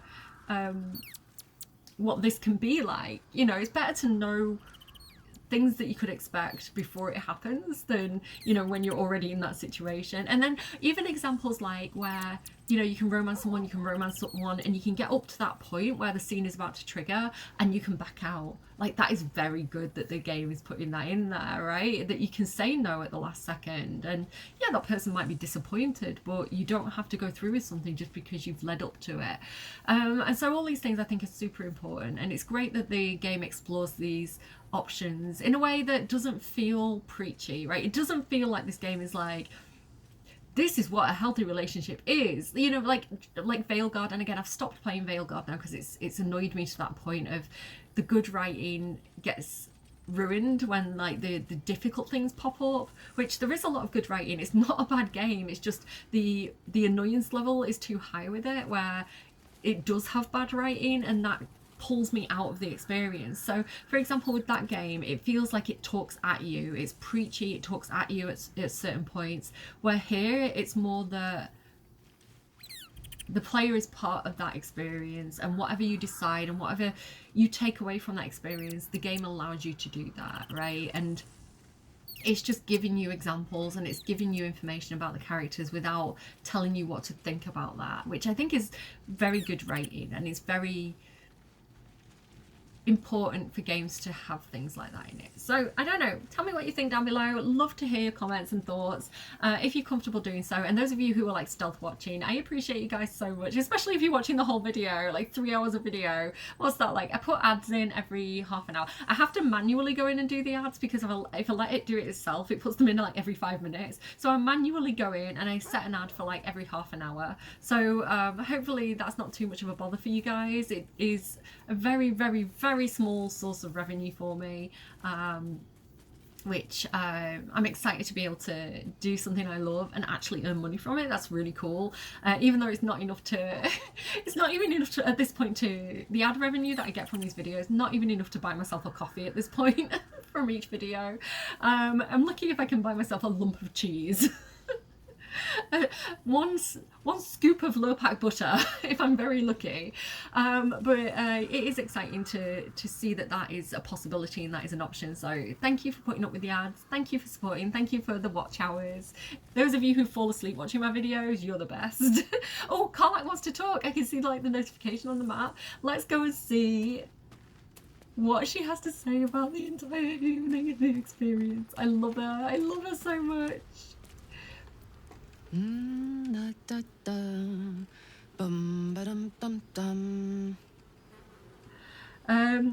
He's not going to say morning not so sleepyhead. That's far too cheesy and wholesome for him. And this is also not something that Dirge would say in my playthrough. Last night I dreamt a bird was singing to me, and look, there she is. It's far too cutesy. So he's just going to be a little bit confused about what she's doing and what's happening, and he's going to just kind of like watch her quietly. It's like, what is this? What are you doing? Slightly amused. Oh, God, sorry. I was in my own world. Hi. Hello, good morning. Sorry I didn't wait around this morning. I was just buzzing. Didn't want to wake you. She's so cute. He's going to say, I wouldn't have minded. Still, you look so peaceful. I wanted to go wherever you were. But I'm me, so I did a lap of camp instead. Last night was incredible. This morning is incredible. Every moment with you is beyond belief. You still like me, right? This is the heartbreaking moment. If you do happen to romance both Shadowheart and Lae'zel and Karlak, you're forced to choose between them, and either way, one of them is really disappointed and sad and kind of like heartbroken, and it kills me. So I don't recommend, if you're not using mods, I don't recommend romancing more than one person because it just makes you feel awful. Like, she's so excited and happy. How could you ever not choose her, you know?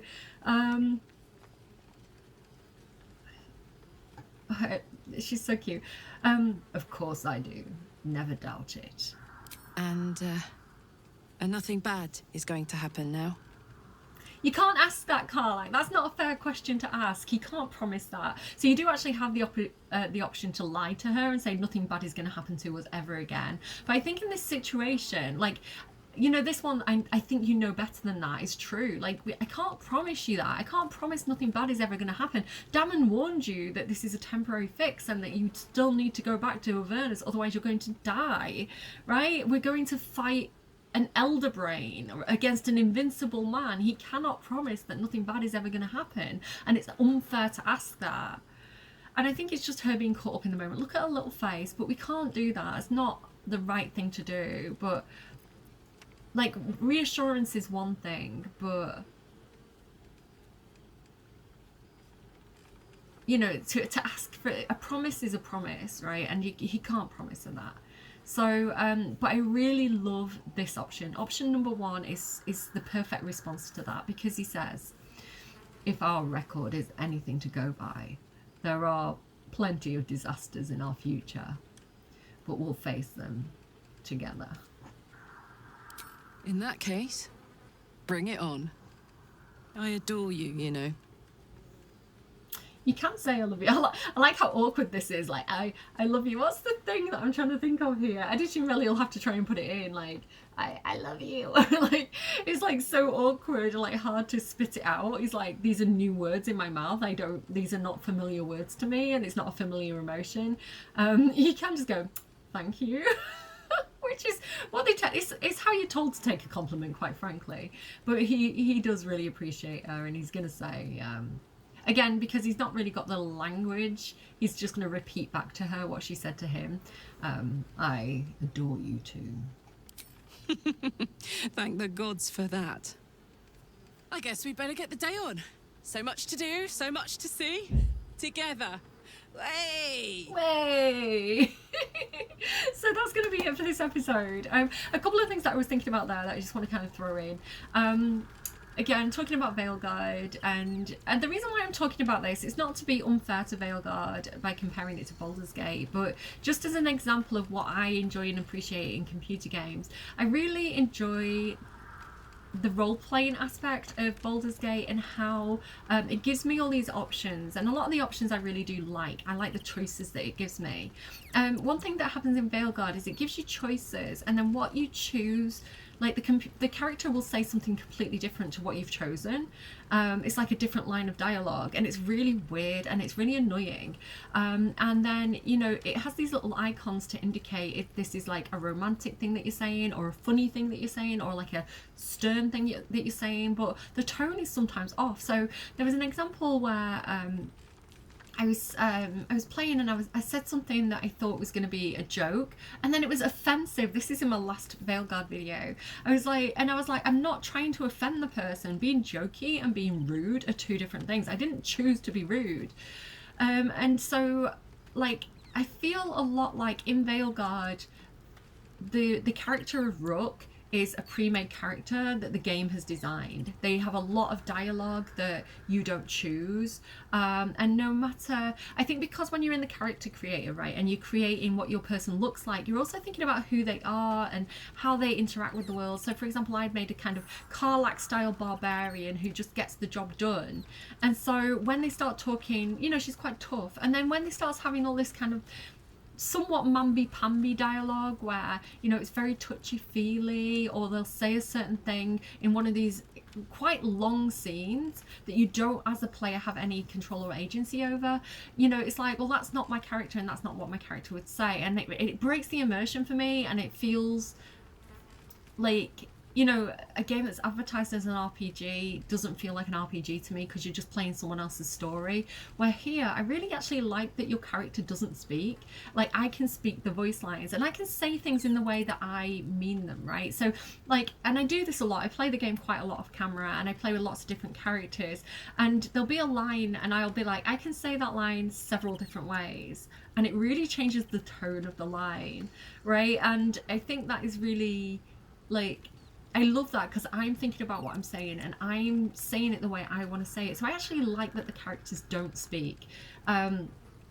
So yeah, it'd be good to have an option to turn on dialogue or turn off dialogue. I think that would be really cool, so that you can speak the lines if you want to, or you can hear your character speak the lines. But yeah, one thing I would say, like, if anyone happens to watch this who is a game developer and you're thinking about RPGs in the future, like, doing it the Baldur's Gate way and not the Veilguard way, I think is really important, because I think the imagination of the player can come into play a lot more with Baldur's Gate, where, you know, you're imagining what they're saying and how they're saying it, rather than the Veilguard way where it's said for you and may not be what you imagined that scene was going to look like. So I don't know, let me know your thoughts on that as well. Have you played Veilguard? Have you played Baldur's Gate? Which RPG style do you prefer? Do you like to hear your characters talk, or do you prefer to like say the voice lines yourself? I'd love to hear your guys' feedback, because I'm not the authority on video games, right? I haven't played a lot of like the older games, so, you know, I'm coming at it from my own angle, so I love to hear other people's perspectives. So do feel free to comment down below if you feel comfortable doing that. And yeah, that is pretty much it for today. I think I'm gonna go and yeah, one funny thing that happened to me though this week that I want to share, and I was so excited about it and I really geeked out. The head of Larian, basically, Sven, he tweeted this week and I replied to him and he replied to me, and I freaked out. My last remaining brain cell evacuated my head. I didn't know how to respond, so I responded with this really awkward gif because I was like, I don't know what to say. It's like, you know, when you're like, be cool man, be cool. And I really did geek out and fangirled in that moment. But that was a really cool highlight of my week, that I had that interaction on Twitter, X. And yeah, and I think it's cool to kind of be like, he was kind of saying, because what I said was, you've ruined gaming for me because Baldur's Gate is so good. I don't want to play anything else, and I compare everything to Baldur's Gate and nothing is kind of like feeding my soul in that way. And yeah, I'm really looking for like more Baldur's Gate level of games. I'm gonna leave it there. Check out the next episode when we're going to go a little bit deeper into the Shadow Curse lands, and look at kind of how we're going to save humanity, how we're going to save civilization, and by making Ketheric Thorm vulnerable, because he's currently invulnerable. So we need to go and track down the Night Song, and we need to track down Balthazar and all that good stuff. So stick around. Keep an eye out for the next episode. I'm gonna go because, like I said, I've done this twice now. That's like 6 hours of the same gameplay, which I still enjoyed. Like, you imagine having to replay some of those, like some other games, like some scenes in other games. Like, it would drive me crazy. But I never get sick of playing Baldur's Gate, and every time I play it's different. Like, something will go wrong or something will happen that's unexpected, and it makes the game feel really novel and fun and exciting for me every time I play it. And I'm gonna go and stop fangirly. Take care of your faces. I'm gonna go and get myself a cup of coffee. I will see you again soon. Bye, friends. Call me Let's go. I'm about to go off like a weapon. Fuel to the top, got a filled up engine. In my thoughts, obsession. I will not stop, no, I'm never second guessing. I got a God complex. Haters love to hate, but I never feel pressed. Got a lot on my plate, but I never get stressed. I'll take all the pressure like I'm acing this test. Tear it up like I'm Jason. I see the world like it's ready for the taking. I see this place like a game I'm playing. Straight to the bank to collect my payments. No negotiations, it's my way, I was born impatient. And like a damn Freemason, I'll run this nation. They call me a